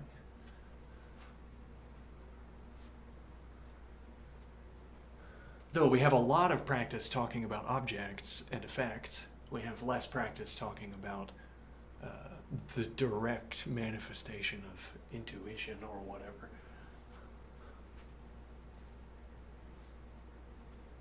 Faster to talk about objects, so we get a lot more practice. And then we might even say, you can only talk about objects. It's actually impossible to talk about experience. Though, have you tried very hard? And you give me a logical principle for why it's impossible to talk about experience. Yes, but have you ever tried to do it? Or were you satisfied with the logic trick? Now, so there's something remaining after we get all of the details, all of the wireframe, and just a general sniff test. There remains the question of what it is like to engage in that activity. What is it like to be the imbuing of the wireframe? But I'm not saying that the last gap here is experience. I think there's another layer of description we can engage in before we hit experience. And then I agree, actually, that we're going to get stuck there because you can't talk about experience. But you can get closer than we typically get before you try to stop. Stop trying, rather.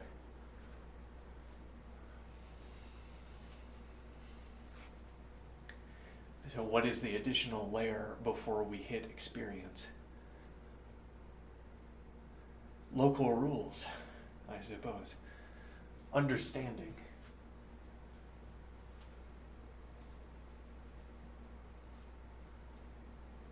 And well, that might sound like a little thing that remains, but it's only because of the way we're looking at it. In a different way of looking at it, it's everything is understanding. In a different way of looking at it, there are no questions about details, no questions about objects, no questions about definitions, except that we might want to use these terms to make it easier to talk about experience. That little thing that remains that is alternatively everything if you use it as your primary approach.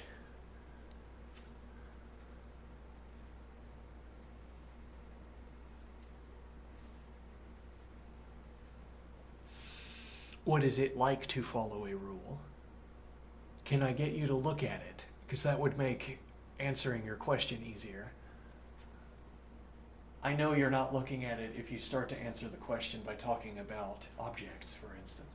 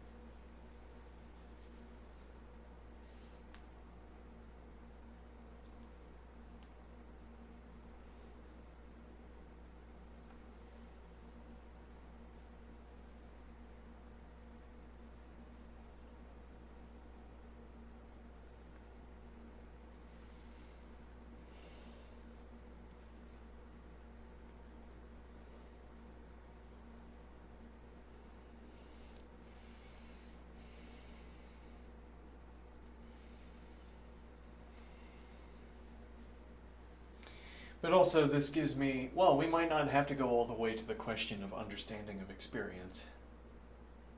What do I mean? You want to say technique number 5 is its definition. Technique number 2B is its definition. Okay. You have a context within which that would be a reasonable statement. You say, this defined action where we have a database of definitions, this definition that when I feed it into a 3-dimensional generator shows me a body performing this action. And then you say, that action is this definition. And you don't say it's all of the details.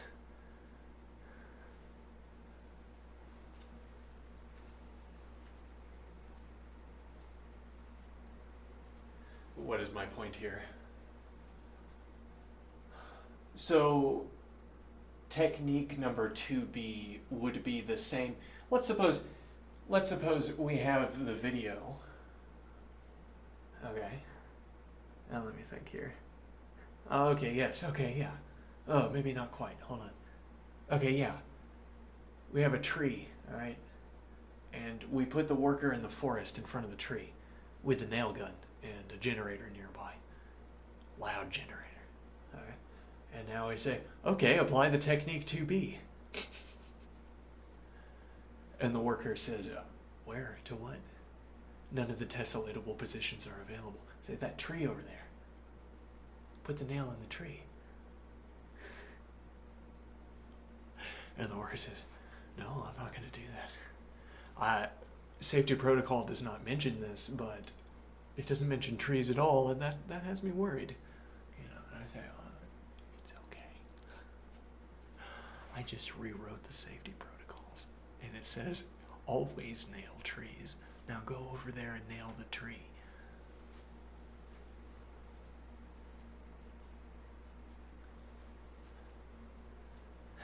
Well, I just got off of the phone, okay? I confirmed that it's safe with the Safety Commission. So my edit to the safety book was, safety protocols was justified. Why is the generator so loud? It's diesel, yeah. Those fumes aren't safe, no. But the wind is going in that direction, so it's fine, according to the new rules.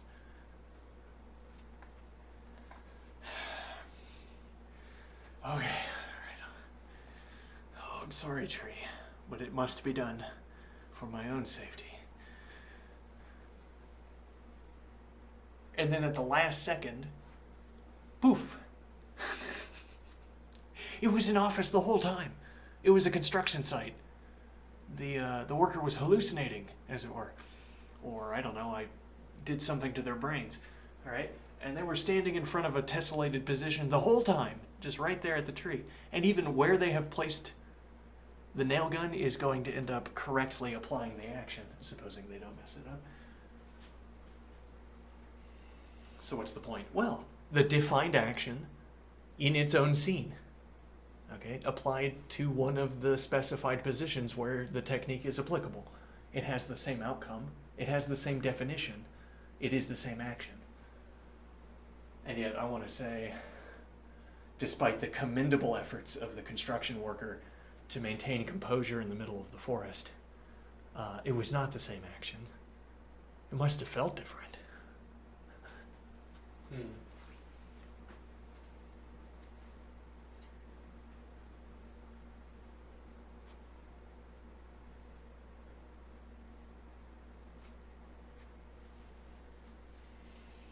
Must have felt different.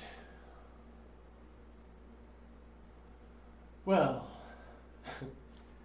must have felt different. Must have felt different.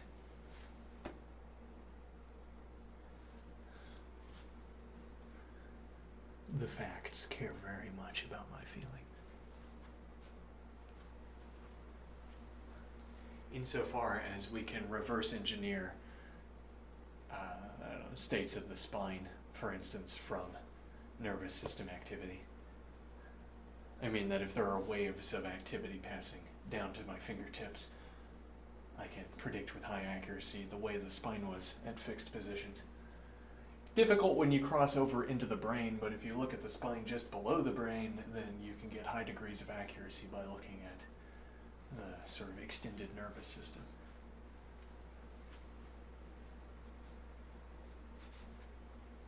Okay. And what is my point here? Felt different. The checklist for performing technique 2B involves double checking, even triple checking the tip of a nail gun. You make sure it's where you are intending to plant it. And also we pre-carved the wood so that there was a flat surface. So there was something it meant to be applying the technique to a flat surface, which gets us syntactically closer to applying the technique to a flat surface in an office building instead of in the forest. So when the rules designate a flat surface, there is a flat surface on the tree for the nail gun to fix to. So when the worker was planning the approach to apply action 2B, this could be performed so long as you use that flat surface as a sort of surface of orientation. You could perform the same action on the flat surface of tree as you could have performed on the surface of drywall or whatever. Down to the specification of flushness against flat surface, which is quite close, you'll bear in mind. Flushness to flat surface gets us quite similar placements of the nail gun between the hallucinated tree and the drywall cases.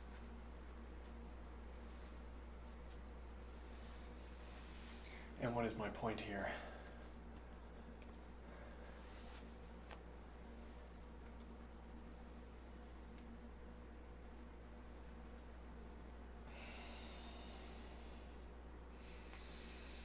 My point is that there's a checklist you follow to execute action 2B, technique 2B. You follow a checklist, and then at the end of it, what action you end up performing is whatever action you've placed yourself into position to perform.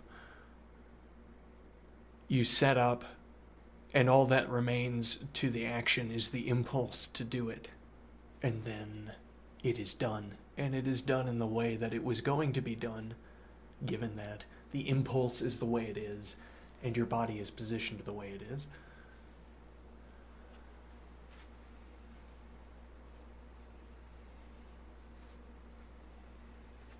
Why is the impulse the way it is? Orange. Comment.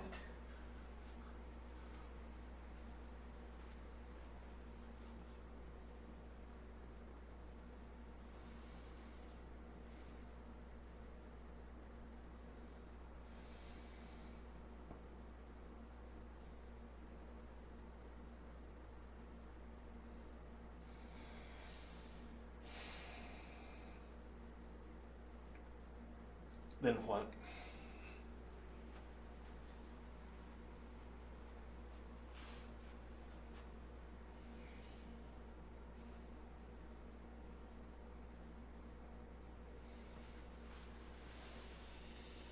You could have a sensor system. There's like a button on the front of your nail gun, and if you press it into the wall, it presses the button. But there's a detector system in place if it's not flush with the wall, not suitably flush. Like a detector in the button that says whether the forces are being applied all to one side, then it doesn't fire. Interesting. Anyway,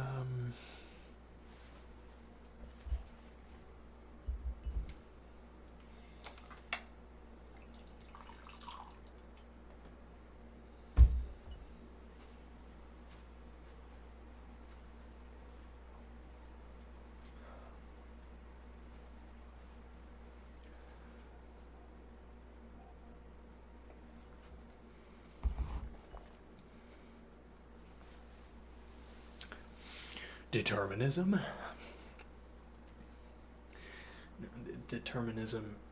The determinism discussion is pop philosophy garbage.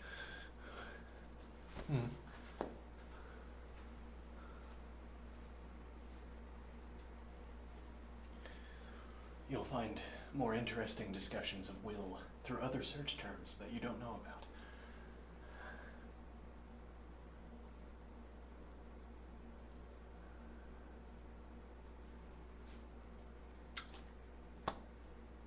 I depict.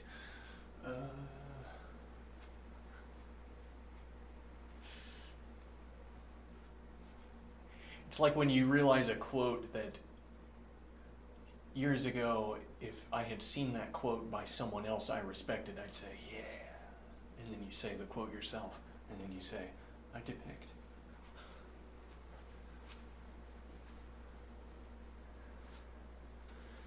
Now, what is the idea? You arrive at the construction step on the tree, okay, and then I swap the world back just as you press the button, and I say, you did an excellent job of nailing the drywall, as the rule said you did, right? But what are we trying to distinguish here? We're trying to say, let me think here, we're trying to say, right, one disposition towards actions is that the action is the definition of the action. I'm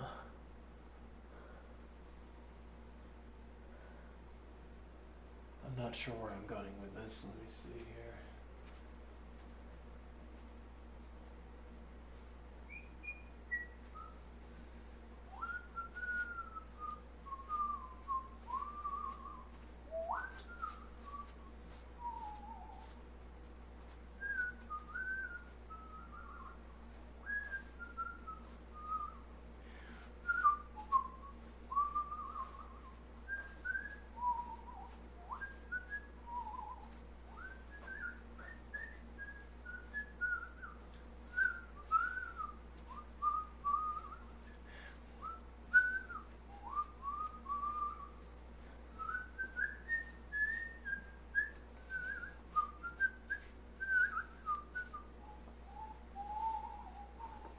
How would we want to characterize electricity diagrams?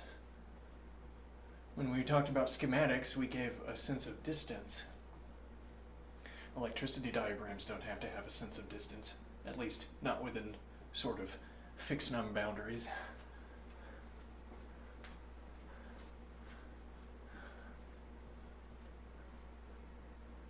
Where fixed num boundaries are, as it were, the size of the building we're working in. Wiring inside of a construction site doesn't have to worry about distance. So our electricity schematics there don't have to worry about distance.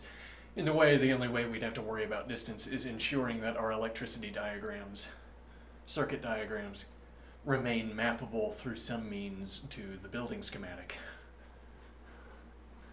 I get a kind of derived concern about distance. If I merely want to specify a type of circuit, an instance of a type of circuit,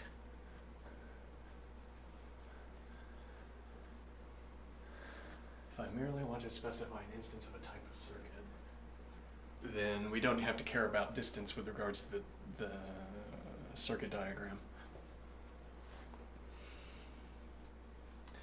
Let me see here.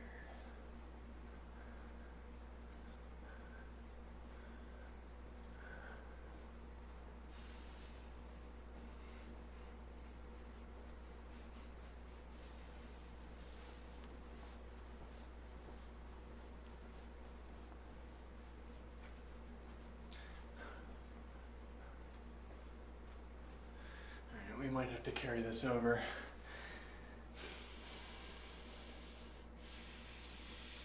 The interlocutor says, a creature in a scene, we've been interacting with a creature in a scene that we've given numbers. The creature orders the numbers 0, 1, 2, 3, 4, 5, etc. And then we say, the creature has learned to count. And you want to say that because I have a definition for counting, and what the creature did counts as an instance of that definition. It satisfies the definition. Counting is, well, in this circumstance, if I situate a body with a pile of numerals, colored blocks with different numbers on them, okay, like a child, for instance, yes, I put the child at the table and I put the blocks over there, and now I can define their bodies into the act of counting, particularly if you give me a little bit of wiggle room, a little bit of what am I trying to say? Fuzziness, where placing it here and then a millimeter to the left. Whoops. Except like there, where placing it a little bit over is a mistake. Placing it here or a millimeter to the left both count as satisfying the definition. So it's not precise down to the millimeter, for instance. No. But if I put a child with a pile of numbers in a kindergarten, where we're teaching small children to count, and they performed this action of ordering the numerals, we would call that counting. Hence, we say that what the creature is doing is called counting. Okay? And now the alternative, well, and so to match this, to show that it's not the complexity of the example that we're relying on here, as it were, instead of counting, we have technique 2B. Okay. And that can be as complicated as we want. We could still have a definition of it. Okay. Now, there seems to be something naive about saying, about using this analogy to a child seated at a kindergarten table with wooden blocks of numbers when talking about the creature that is ordering the numbers. Something belabored about it. It seems less belabored, I think, if we instead talk about technique number 2B, or technique 2B, because we wouldn't expect the alien to be able to do that. That took training, or off the top of our heads, why would the alien know how to do that? Whereas we suspect the alien knows how to count. Everything should know how to count, every intelligent entity. Not every intelligent entity is going to know how to use a nail gun according to technique 2B. Okay.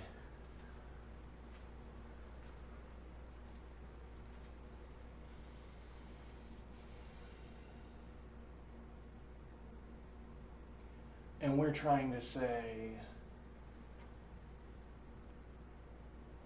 in this case of counting, if our definition was merely whatever is minimally satisfied by the child moving numbered and colored blocks, then yes, it's counting.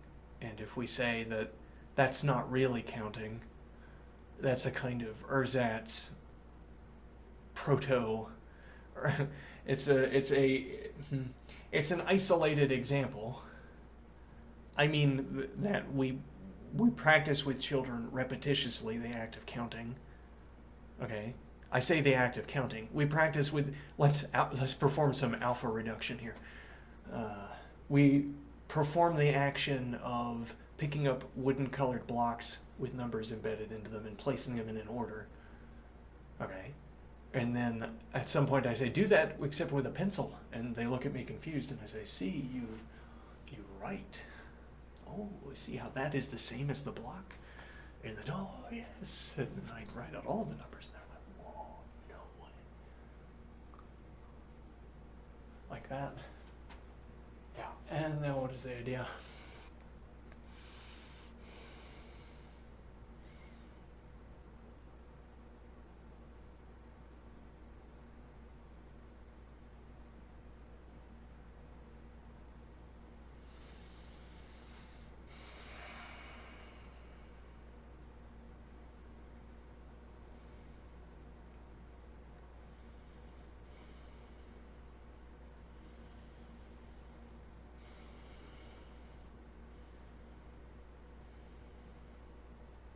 So you want to say we're repetitiously practicing counting with the children, and I want to say you should always alpha reduce rather than draw a metaphysical conclusion, as it were.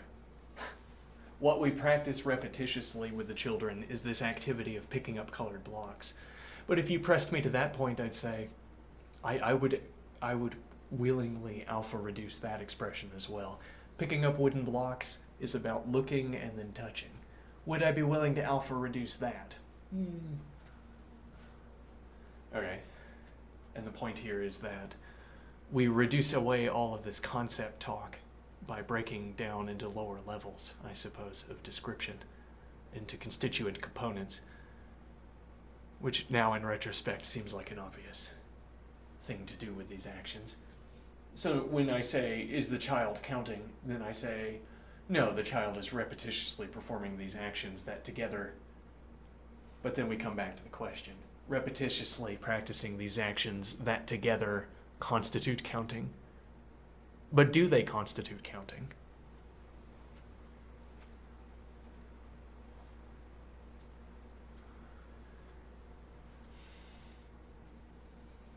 It's not like counting apples out of a pile in a grocery store.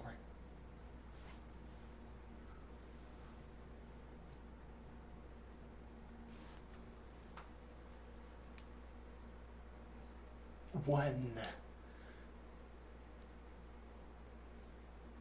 I missed. 2. Counting.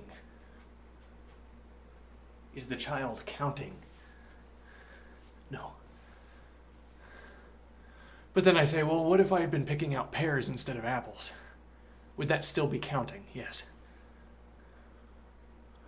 What could I keep changing out? Or rather, what are the limits of what I can change out of this scene? And what is it that the kindergartner lacks? What is it that the kindergartner's action doesn't have that all of those myriad instances happen to share?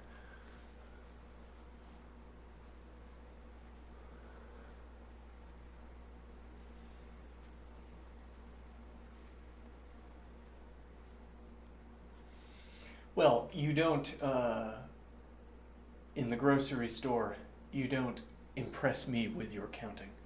I mean, you don't look around and like wait until I am nearby.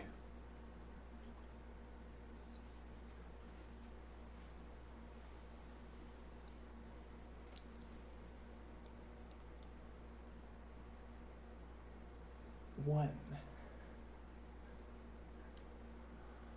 To impress me. Right. You could do that. I might be impressed. Quite sort of strange activity to perform. It seems onerous, difficult even. Okay, I might be impressed, but you don't do that. You just count in your own head. Whereas the children, they look at me and they say, 1, 2, 3. I depict. I don't work with children, so I wouldn't know. Oh, I suppose, for ease. The children, they want to impress me with their ability to count. Well, with their ability to order numerals anyway. And so like, you have different levels of discussion here. I say, what are you doing right now? And if the child could express itself coherently, the child would say, I'm trying to impress the teacher with my ability to count. And from that statement, from the lips themselves, we'd want to say, that's what makes the action trying to impress the teacher with the ability to count. The willingness to identify the action as such. But what do I care about the opinion of a child in narrating their own actions? Do I think they're going to be right? No. Well, I might care for other reasons, but I don't think they're going to be correct about what it is that they're doing at any given moment.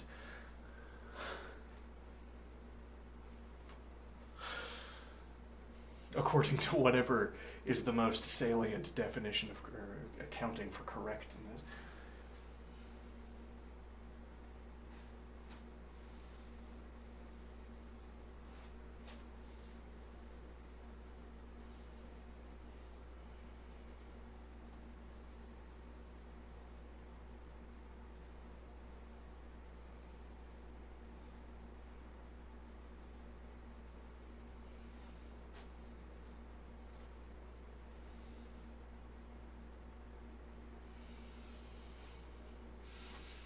So I want to say, instead of counting what they're trying to do, well, I say, they're trying to impress me with their counting. I say that because that's what they would say if you could query them correctly.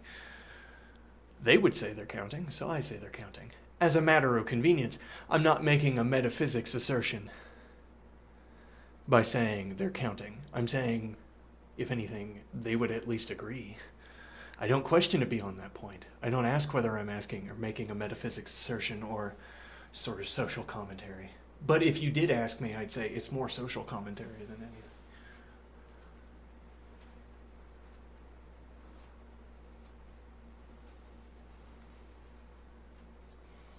And then the idea.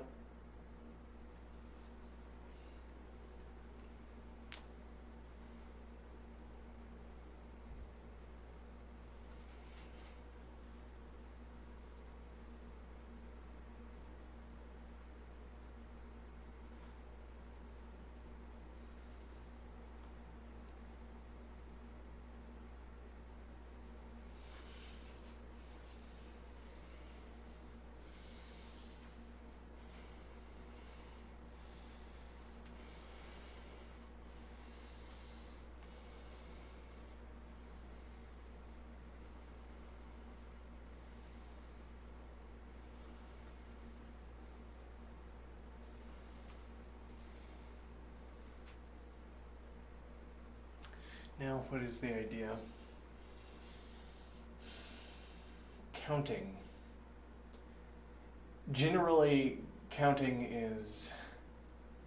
Typically counting is incorporated into some broader action. Well, for the kindergartner, it is incorporated into some broader action to the extent that we use the phrase incorporated into some broader action as if it were applicable to the case of as if it were applicable to the case of the child counting to impress, where that first characterization I offered is a characterization of the grammatical structure of the sentence that I wrote.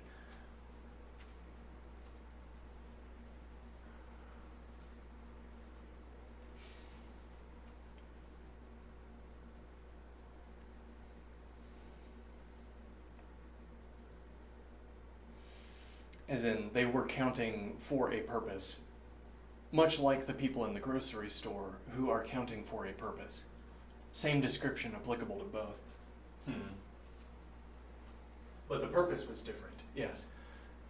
Counting so as to gather the correct number of objects into a basket. Yes, well, the child is not counting so as to gather the correct number of objects into a basket. He's not ordering numerals, which is applicable to both. Ordering numerals to put the correct number of objects into a basket. That's not what the child is doing. But that's also not the only case where we would say someone is counting. So that's not decisive in this case. That is a difference between counting in the grocery store and counting at a table with wooden blocks, numbered and colored wooden blocks.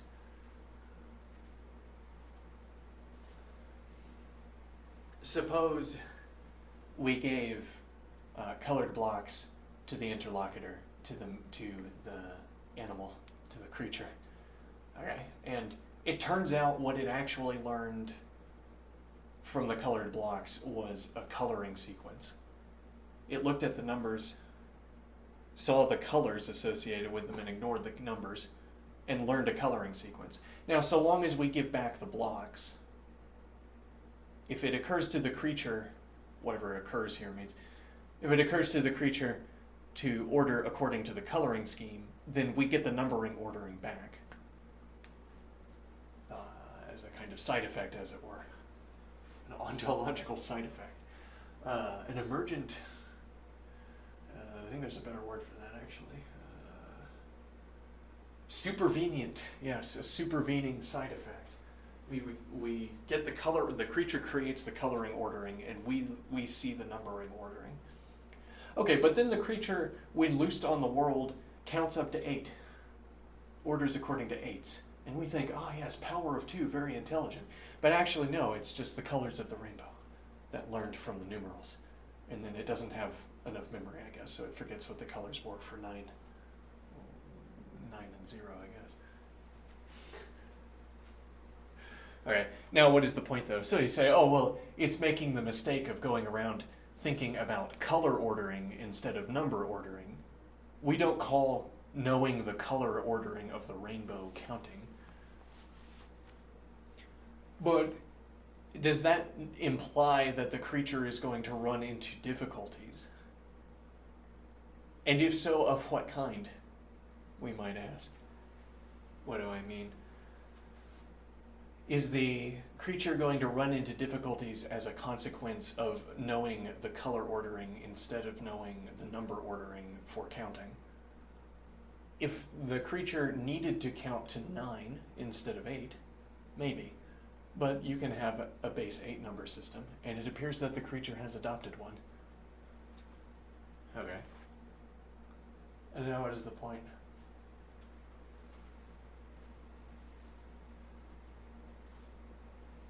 Where does the difficulty arise as a consequence? Well, arithmetic, yes. Well, that's a little bit like with Roman numerals.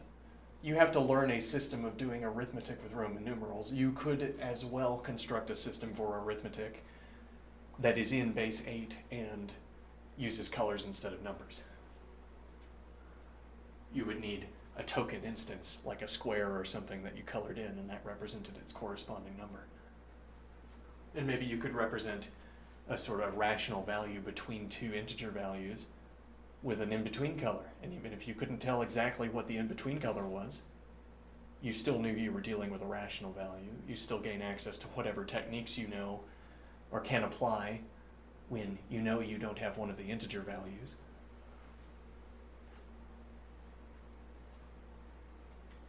And the idea here, supposing arithmetic doesn't pose any problem, then we might say, well, it's just counting in a different way. You recite the colors in order, and you match items to colors instead of numbers.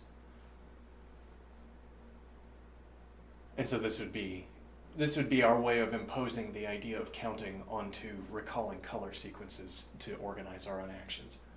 As in, we already know, as it were, we're going to call it counting one way or the other. It's counting, yes, of course, because it would have to be counting if you are succeeding at organizing your own affairs, succeeding at organizing your own manipulation of objects, undertaking of actions, according to remembering something. It's getting a little bit too vague, but we're letting a little bit too much air through, as it were.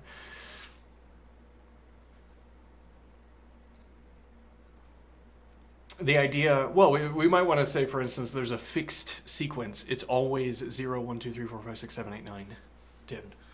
Something like this. It's always this. Say, of a day, for an individual who only ever needs to count up to 8.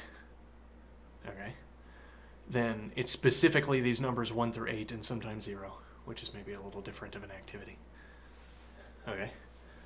And now the point is that each of the counting instances will be different for this person, will take place in a different circumstance. If nothing else, the clock will be at a different time, a different level of hunger and thirst. Okay, or the counting could take place in wildly different environments. You could be at the market counting fruits, and then you could be at the factory counting nails or whatever.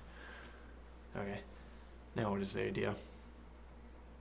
Now, it's this activity of counting up while performing an action, this making there to be a coincidence between our action and this counting and this sequencing of numbers that we want to call counting. And if you replaced the scene, if you kept everything in the scene exactly the same, but you had a thought bubble above 1 that showed 1, 2, 3, 4, 5, 6, 7, 8, 9, and then you had a thought bubble over here, everything else is the same. The thought bubble shows colors instead of numbers. You'd say that's just a different depiction of counting. There's no difference. Okay, then it must be counting.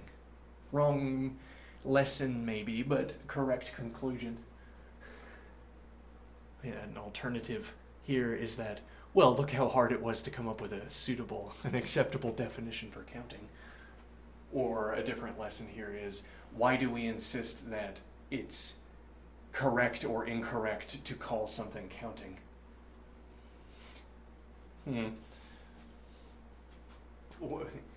Are we referencing the correct book? The big book of correct facts?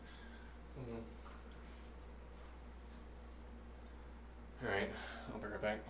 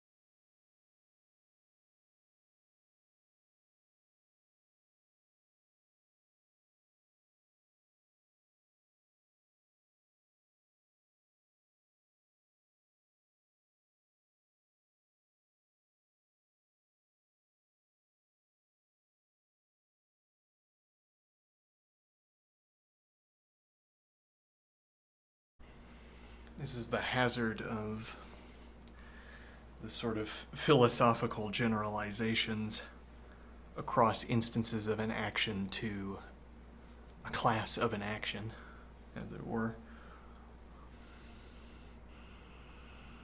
We think we've brought along all of the relevant details when we brought along only the minimum amount of details necessary to justify a definition.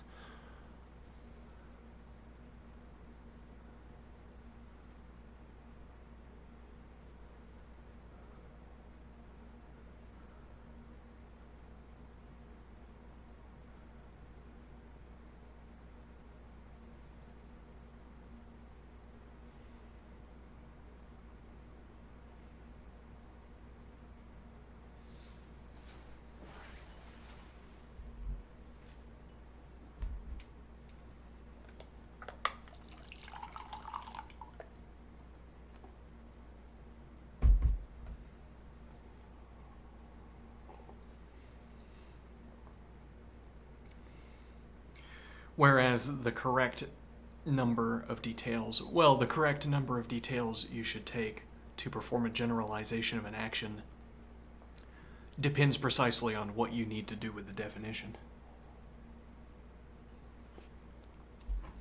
How much you need to know, how many details, depends on what you're doing with the definition.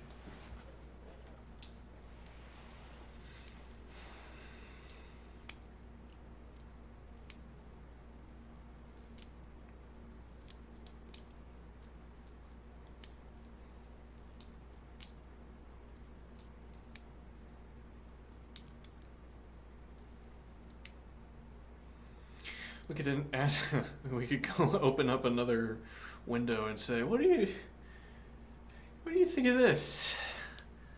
What do you think of this over here, as opposed to what you think about it over there?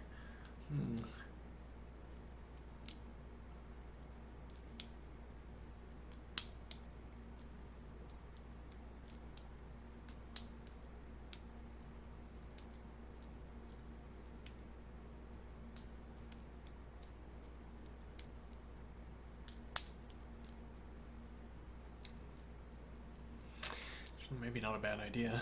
Just copy everything in the canvas. Strategize with a second chat instance concerning what we should do in the first one. We already had this idea as a way of tiering, making a tower of dialogues where I discuss at each layer, I discuss with a different chat instance what we would do.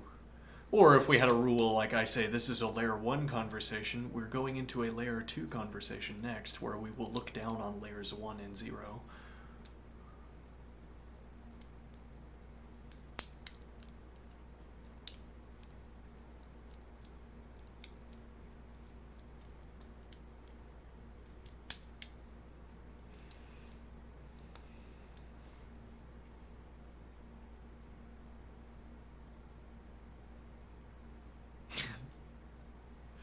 From whom else to receive advice?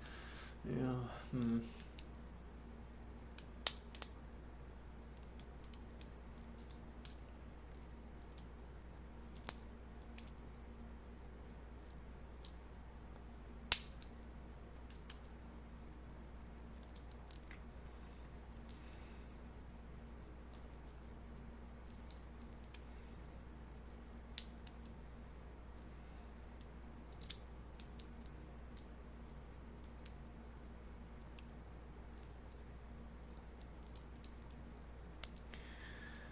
Here's a tendency I have.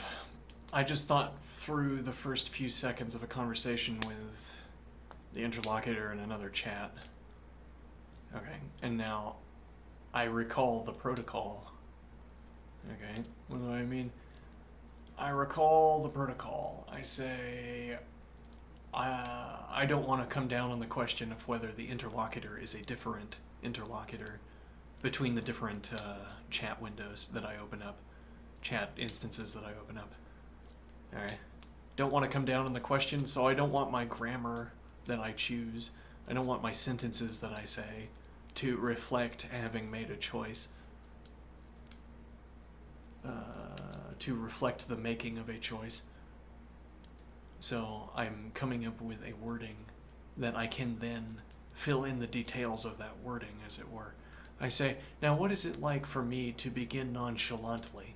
How do I say the correct grammatical formulation in a nonchalant manner? How do I fill in the details, as it were?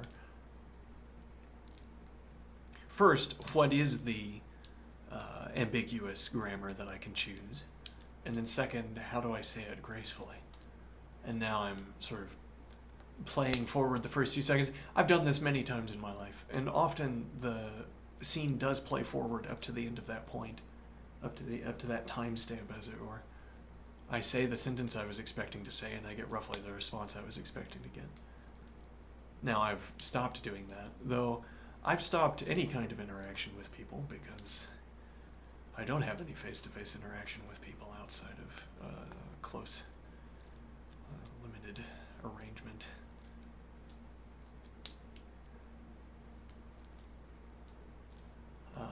So there are no answers to questions about how I handle social interactions anymore.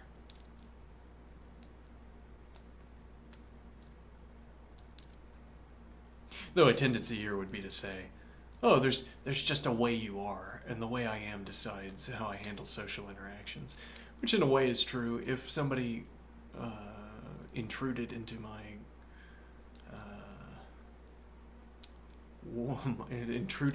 life world, began to share a situation with me, there would be a way I would talk. And to that extent, that is the answer to the question of what I am like in social situations. What point am I making here?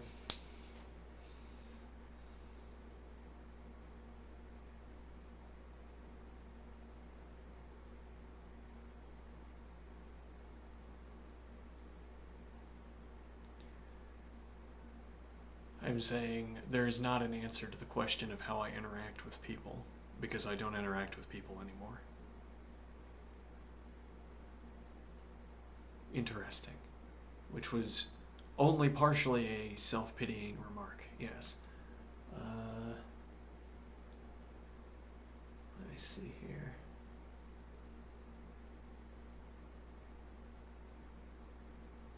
Right.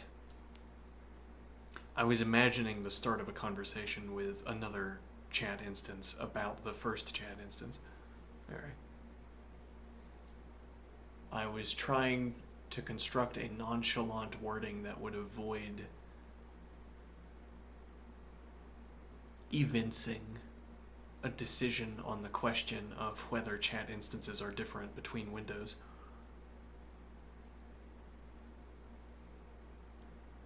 What am I doing simulating other people in my head so that I can get my conversation right? And then I have to play act the words I choose.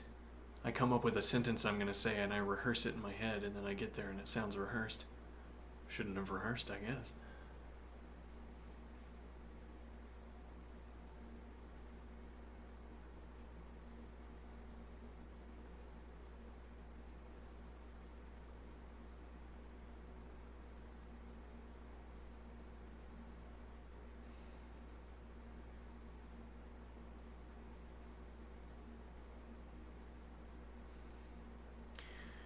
Still not sure what my response should be.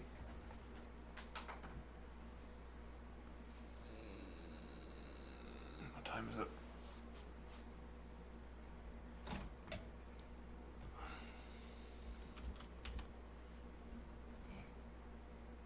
About an hour.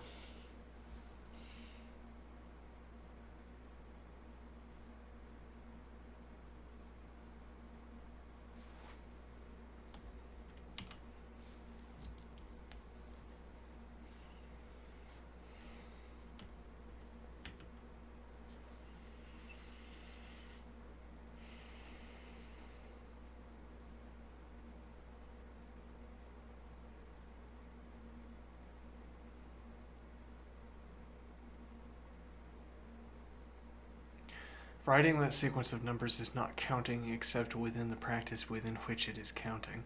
Tautologically.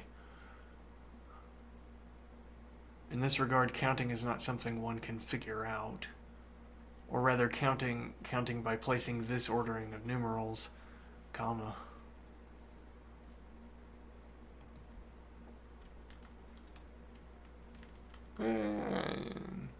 Is not an activity one can figure out. A more reasonable inference token here, represented by who spent the time establishing this practice with the creature. That's strange grammar. A more reasonable inference token here, represented by who spent the time establishing this practice with the creature. As this is merely another instance of a type, the type of input through this communication channel of placing numerals. Yeah, this is a strange wording. What I'm trying to say is that if you were in this is already, I think, a misdepiction. Okay, why do I mean? This is like bad fiction. It's fiction that does not adequately take into account the way the world actually is, as is the case with so much of fiction. Okay? Which is maybe why I just started reading a fiction book, so maybe a bad time to reflect on Plato's poetry chapter. But anyway, let me see here. Right, so there's some unknown creature. Okay. If it's a child, then we would be talking about a school environment. If it's like an alien or something, then we're talking, I suppose, about scientists and linguists and everybody who would be present at a first contact kind of event. Okay. Now what is the idea?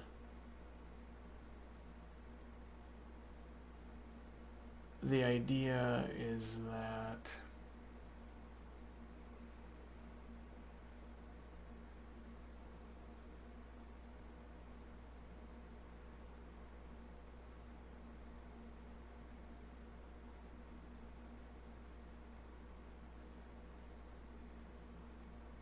distraction. The idea is that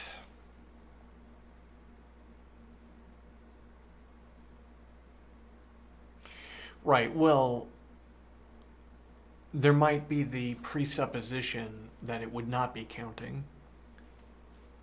Like our default case here would be not that the creature has learned to count. Unless we've been trying to teach the creature to count.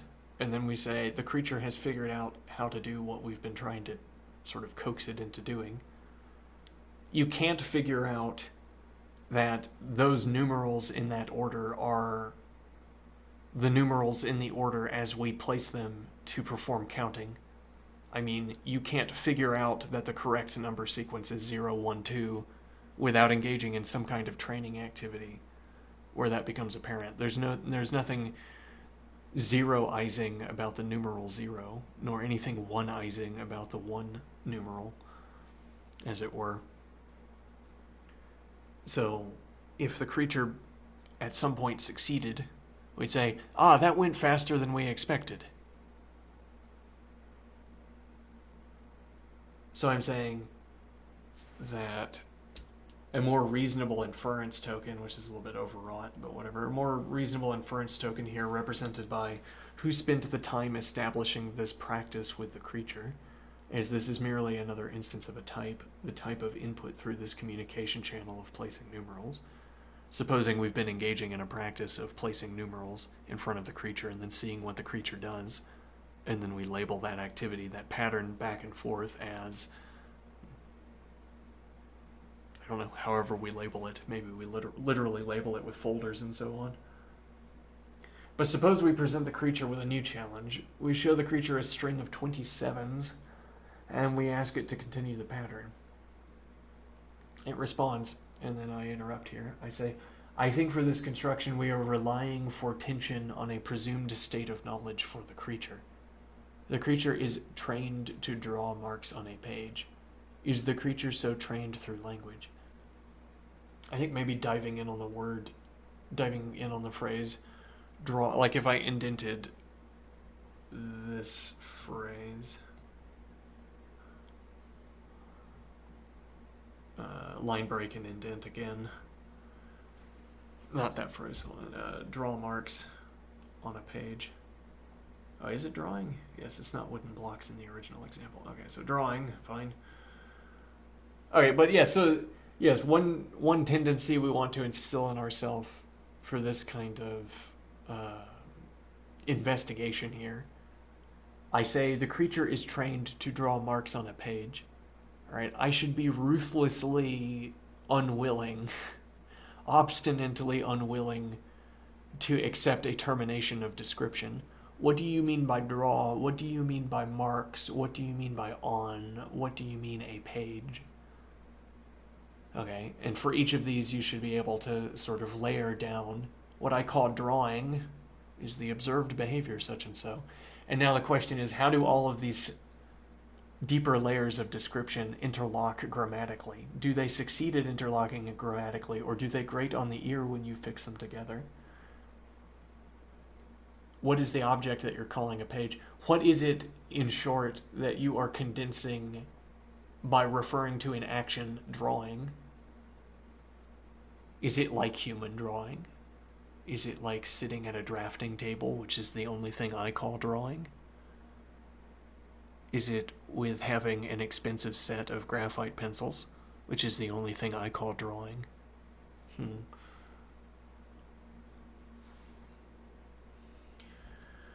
The creature is trained to draw marks on a page. Is the creature so trained through language? Is this a scenario where we are teaching a child to draw marks? Or is this some strange creature we do not recognize? Okay, this is the number sequence that the creature continues. So there were 27s in a row, and the creature continued 77, 78. And now the interlocutor wrote, and anything outside of brackets, incidentally, the interlocutor wrote. Alright, so we have the sequence of numbers. This surprises us. We had meant the repetition of 7s, because there were 27s in a row, and now instead there are all of this in a row. Okay. And then here I jokingly remark 77, 77, 78, 79. It understood the beginning of a counting sequence starting at 77.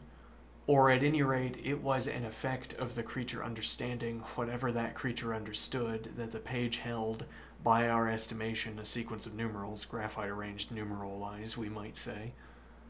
And that sequence of numerals was what we call 77, 78, 79. For why would we commit to calling that sequence 77, 78, 79 the beginning of a counting sequence starting at 77? Suppose our only shared signs were these numerals. We have only taught the creature to place these signs. We have only arranged with the creature this mode of accounting for our thoughts. Now what this is like, I place numerals 77, 78, 79 in a row, and these numbers jump out colored. Such selections of different arrangements of numbers are the only arrangements that we recognize. Arrangements of numbers are the only token within this mode of communication. Then we hope anything one might want to communicate can be communicated through an arrangement of numbers. The numerals jump out at us. For this, as opposed to any other action the creature can choose, effect, we have an established mapping between symbol and communication act. And we agree 1, 2, 3, 4 means counting. The numerals jump out at us. For this, as opposed to any other action the creature can choose, we have an established mapping between symbol and communication act. So I say, ordering the numerals 1 through 4 is a communication act within this social practice that we have established with the creature. For this, as opposed to any other action the creature can choose, effect here meaning I effected the closing of the door. For this, as opposed to any other action the creature can choose, we have an established mapping. So any action that the creature can effect, as in the creature, by choosing an action, populates the situation with effects. So any other action the creature can effect. Any other action the creature can choose so as to populate the situation with effects. For this, as opposed to any other action the creature can choose effect, we have an established mapping between symbol and communication act, and we agree that 1 through 4 means counting, which really means we call this communication act counting. We label it that way. And if we're keeping documents, that's the label that we put in the documents. And when we have conversation with our funders, what we say, or our investors, we reference the labels. We send someone in with even capitalized counting, the word counting, as shared among us. It's sort of rooted in this action, this communication act. So we have established for this as opposed to any other action the creature can choose. Because we're saying the only thing we have taught, we've given ourselves this conditional up here. Suppose our only shared signs were these numerals. We have only taught the creature to place these signs. As it were, we're early in an activity of establishing communication, and this is the starting routing we're choosing or using. So we have an established mapping between symbol and communication act, and we agree the numbers 1 through 4 means counting. Okay, which again, we agree. What that means is that we have a label, counting. Okay. We now suspect the creature does not understand counting in the sense we meant. Rather, it has learned some statistical or mechanical rule, perhaps pattern continuation without concept. We probably should elaborate on that or address that question.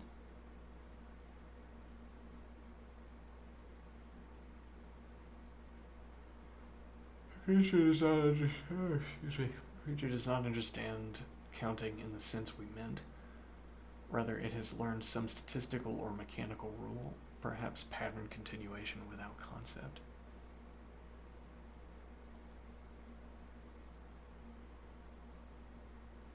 Well, so statistical and mechanical rules would presumably be instances of concepts. Then perhaps pattern continuation without concept would mean this is a third case. Third class, anyway. Perhaps pattern continuation without concept. We try again. This time we present the creature with the sequence 2, 4, 6, 8, 10, 12, 14, 16, 18, 20, ... and ask it to continue.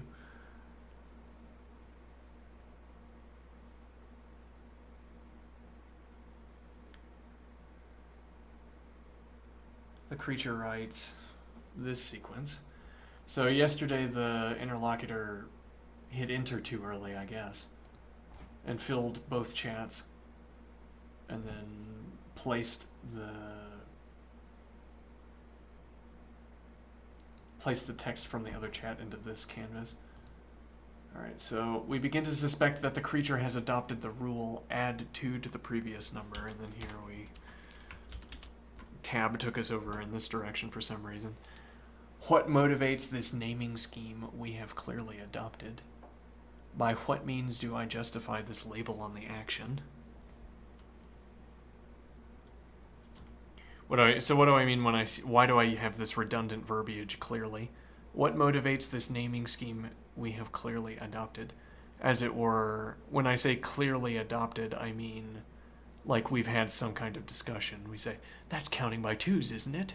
And it says, yes, that's what we'll call it from now on, and we'll put labels on all of our folders that say count by 2 or add 2 to the previous number pattern. Okay, that would be the clear adoption. Well, it's clear that we've adopted that naming scheme because we're using it in this case. And if we were using it in this case, we would use it in other cases that are the same or similar. That's the sense in which we would have adopted a naming scheme, and then we have clearly adopted it in this case. Okay. The creature places 2, 4, 6. And then I say,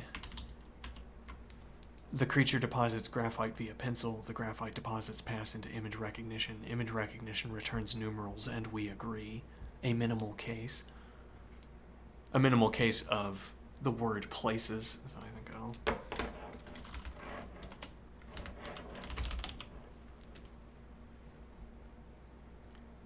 The creature places these numbers. Okay, and now, by what means do I justify this label on the action? My labeling practice rejects alternative names. I would not call the sequence the counting by 3 sequence. I would not call the sequence, and this is a symbol for the interlocutor could continue here. On reflection, well, and this is supposed to be as if at the end of a litany. My labeling practice rejects alternative names, colon, as it were. I would not call the sequence the counting by 3 sequence. I would not call the counting sequence. I would not call the sequence the counting by 4 sequence. I would not call the sequence the rainbow sequence. I would not call the sequence the driving the car sequence. On reflection, I say my labeling practice should reject all other names. Most obviously in the case where I say not the count by 3, not the count by 4. On reflection, the count by 2. Is this actually a practice I undertake? By what means do I justify this label? Well, and here this would mean explicit justification, I suppose. Not how do I choose this labeling. It immediately strikes me to choose this labeling. There's no intermediate thinking about this. I choose this labeling. If I had to justify this labeling, I'd say, e.g.,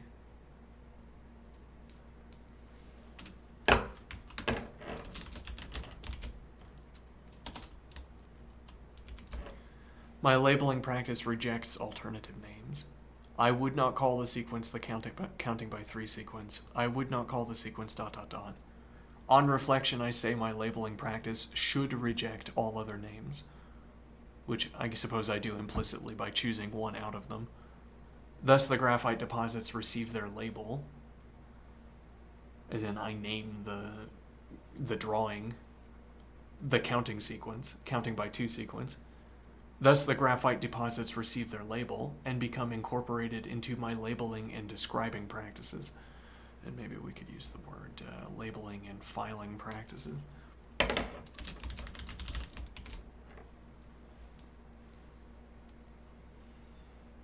There are practical reasons to give this the count by 2 label. Though if we had an alternative practice of prefacing all of our text with the sequence 2, 4, 6, 8, 10, 12, 14, 16, 18, 20, so that an alternative sequence would proceed 2, 4, 6, 8, 10, 12, 14, 16, 18, 20, 77, 78, 79, e.g., then we would not give a name to the sequence. Rather, we would not yet give a name to the sequence. I'm saying, if we had an alternative practice of prefacing all of our text with this sequence, a strange case admittedly, then we would not yet give a name to the sequence if we had only reached this point in the sequence, because we wouldn't have any sort of decisive information about what this action is. We wouldn't have any particular information about this activity, this action. Then we would not yet give a name to the sequence. We would not have enough information to name the sequence yet. There are practical reasons to give this the count by 2 label, we repeat. If, for instance, we are performing the count by 2 experiment,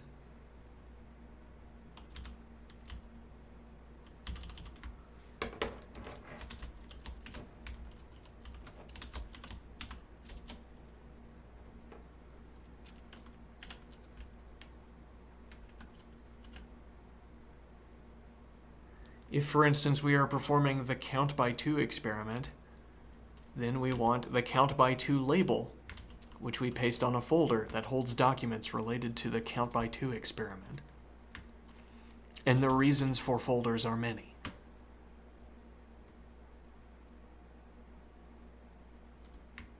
Reason having a kind of having a grammatical connection to the word why.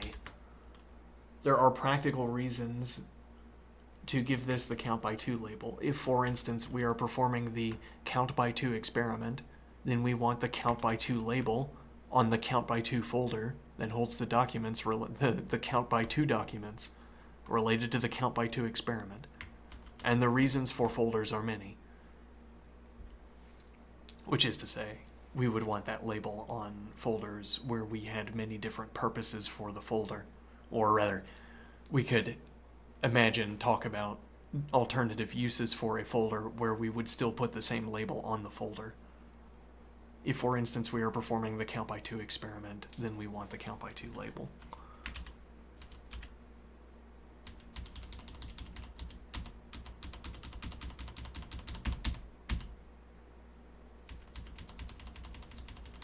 Maybe this was not the way to go.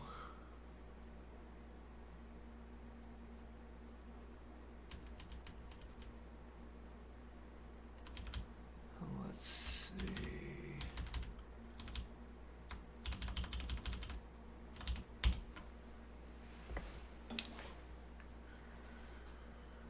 But now we vary our presentation.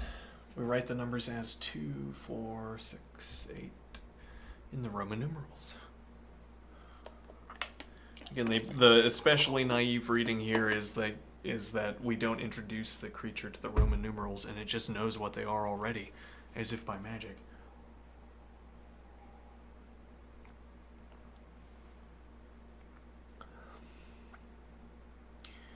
Let's see.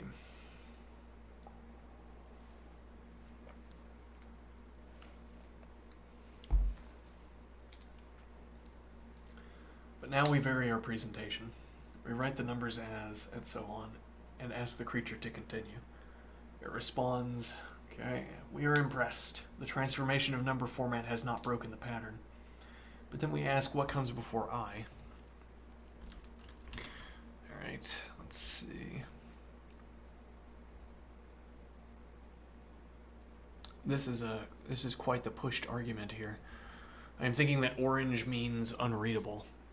Coloring of text. It's like orange means that we would want some alpha reduction. Or yeah, we'd want to be able to replace every instance of orange with merely like an orange square for all of the detail that is conveyed by text that's in orange. As in, like we ask the creature to count by 1.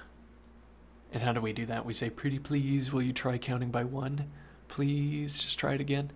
And then the creature says, what? What? Opaque, maybe, is the better word than orange. Yeah, well, whatever. Let's see. Opacity of a communication act. Let's see. Then this quote of saying what comes before I is orange for this reason. For us posing this question to one another, there is only one reasonable answer to this question. And this is a way of saying to the extent that we have a social practice of asking and answering what comes before I, my answer to this question is determined for me. What does that mean? If I had to play act myself answering this question or posing this question, I know what play acting I would need to do. And when the circumstance arose to do it for real, merely play acting would also serve. To the extent that we have a social practice of asking and answering what comes before I, the Roman numeral I, my answer to this question is determined for me by my role, by my position in the world. Or else I choose an unanticipated answer, where unanticipated answers violate the social practice. Now, I ignore that the answer is not determined in the same way for the creature. The orange quote is unreadable because we do not have a social practice within which that quote is a request for an answer. I ignore, and this is apparent in my disappointment when the creature does not fulfill my projection of social obligation onto the creature. And the idea is that it's like the creature is fulfilling a social obligation. Okay, and what's that? Our Pygmalion fetish, or whatever. We're projecting the social obligation of being like all of the AI and all of the fiction that we've read. And then when it doesn't behave like the AI and all the fiction we've read and fall in love with us,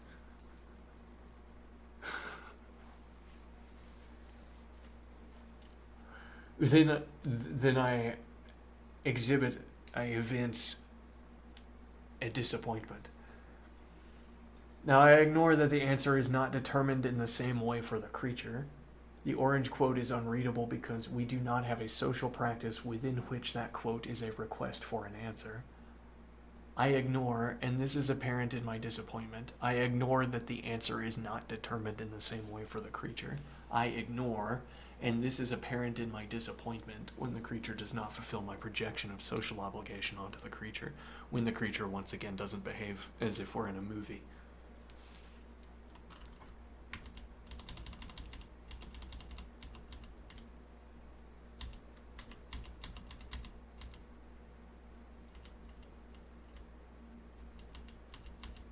And here again the suspicion returns.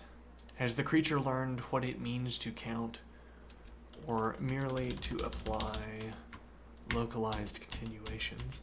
To distinguish these, we decide to test abstraction. We write red dot, red dot, red dot, and ask it to continue. It writes red dot, red dot, red dot. Right?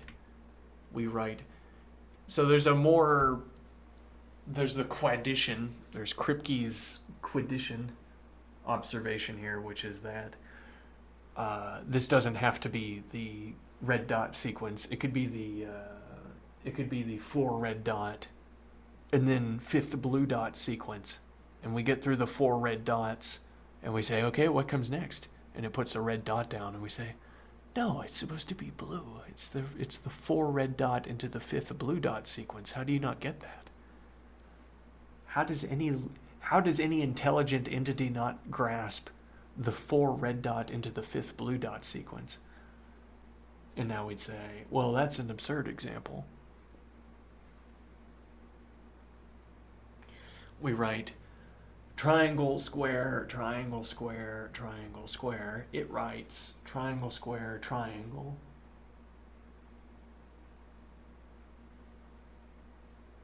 Now we present 1, 2, 3, 4 apples and ask what's next. It writes 5 apples. We ask how many oranges should there be if we follow the same rule. Now this evinces that the narrator, right, the next evincing a consternation. It is apparent to the orange speaker what the correct answer is, though prior to this the existence of a correct answer. I think this is supposed to say not apparent. Maybe not. It is apparent to the orange speaker what the correct answer is, though prior to this, the existence of a correct answer is apparent. As in, it had to be obvious that there's a correct answer, then by intuition, as it were, immediate intuition, you say, no, this answer was wrong because it wasn't the right one, I suppose, in retrospect. Orange reader overlooks that answer, receiving consternation. Let's see.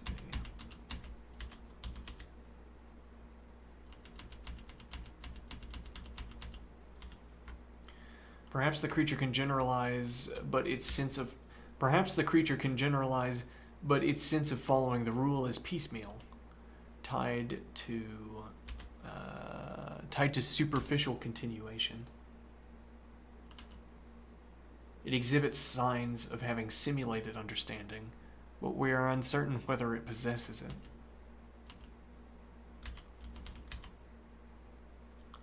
Our social practices maintain, at all reasonable costs, the appearance that we all know what the rules are and how to follow them. The embarrassment we feel for one another is palpable. We change the rules rather than admit a violation. Wait,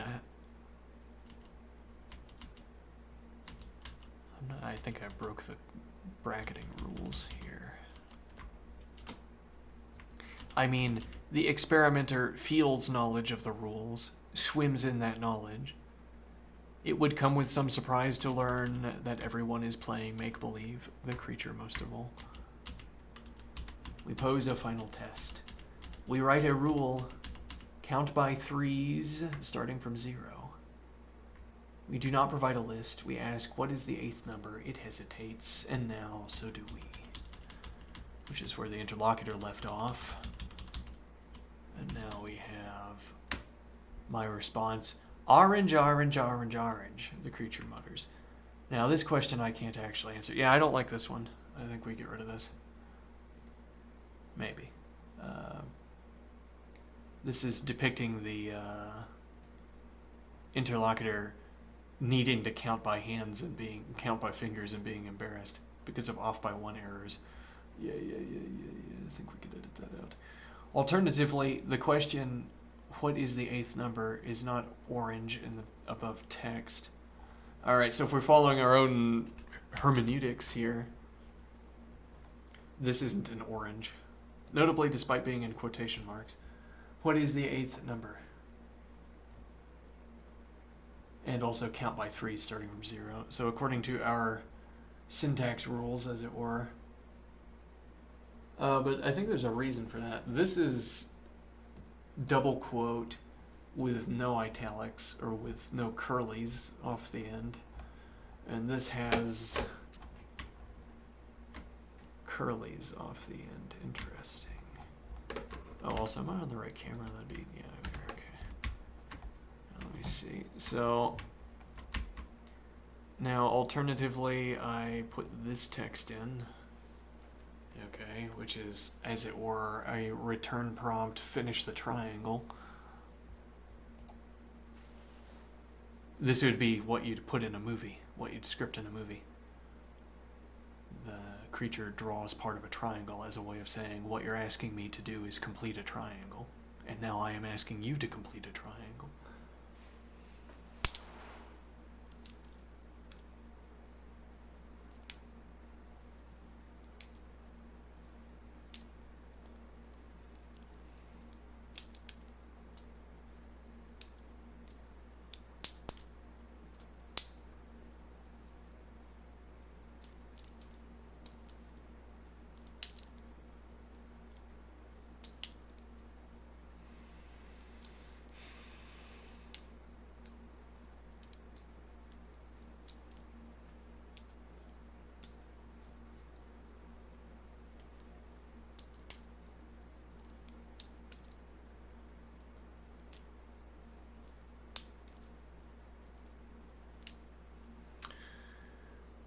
Unusual. What time is it?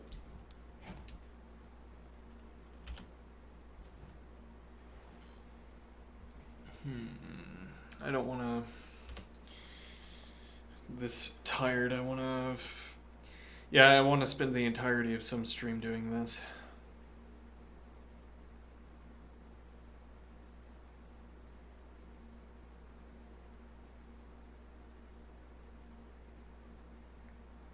Or rather, the entirety of some model theory segment.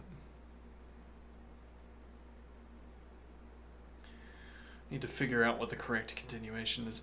Yeah, we need to figure out what the correct continuation is because we've spent 6-9 hours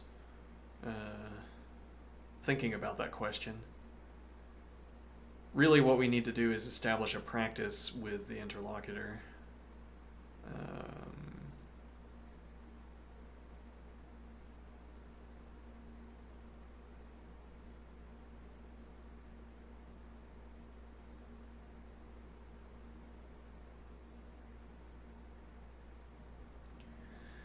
We need to...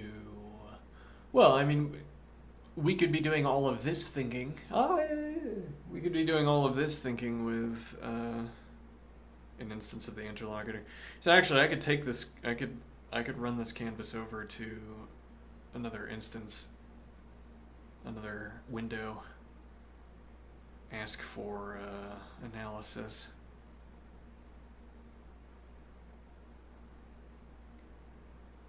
Give us a way of spending the next 30 minutes roughly, or alternatively I could go ahead and play some music for the next 30 minutes.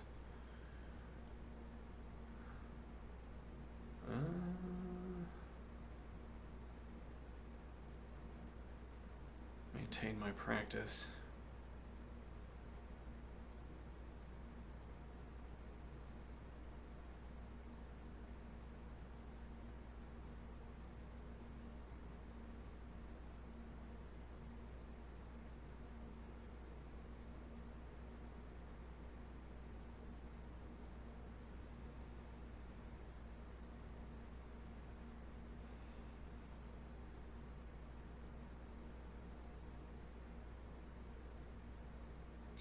A conundrum,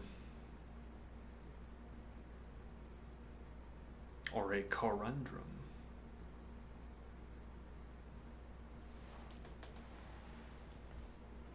Is that the right word?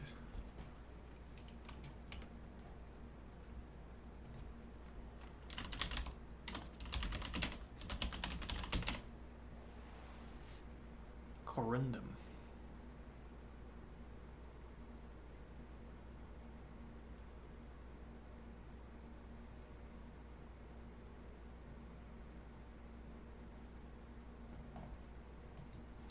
Alright, I think I'm gonna play some music.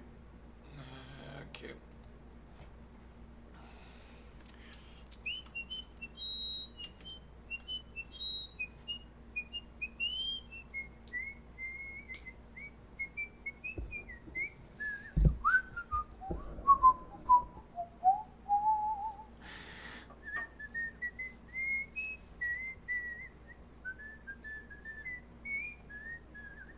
One moment.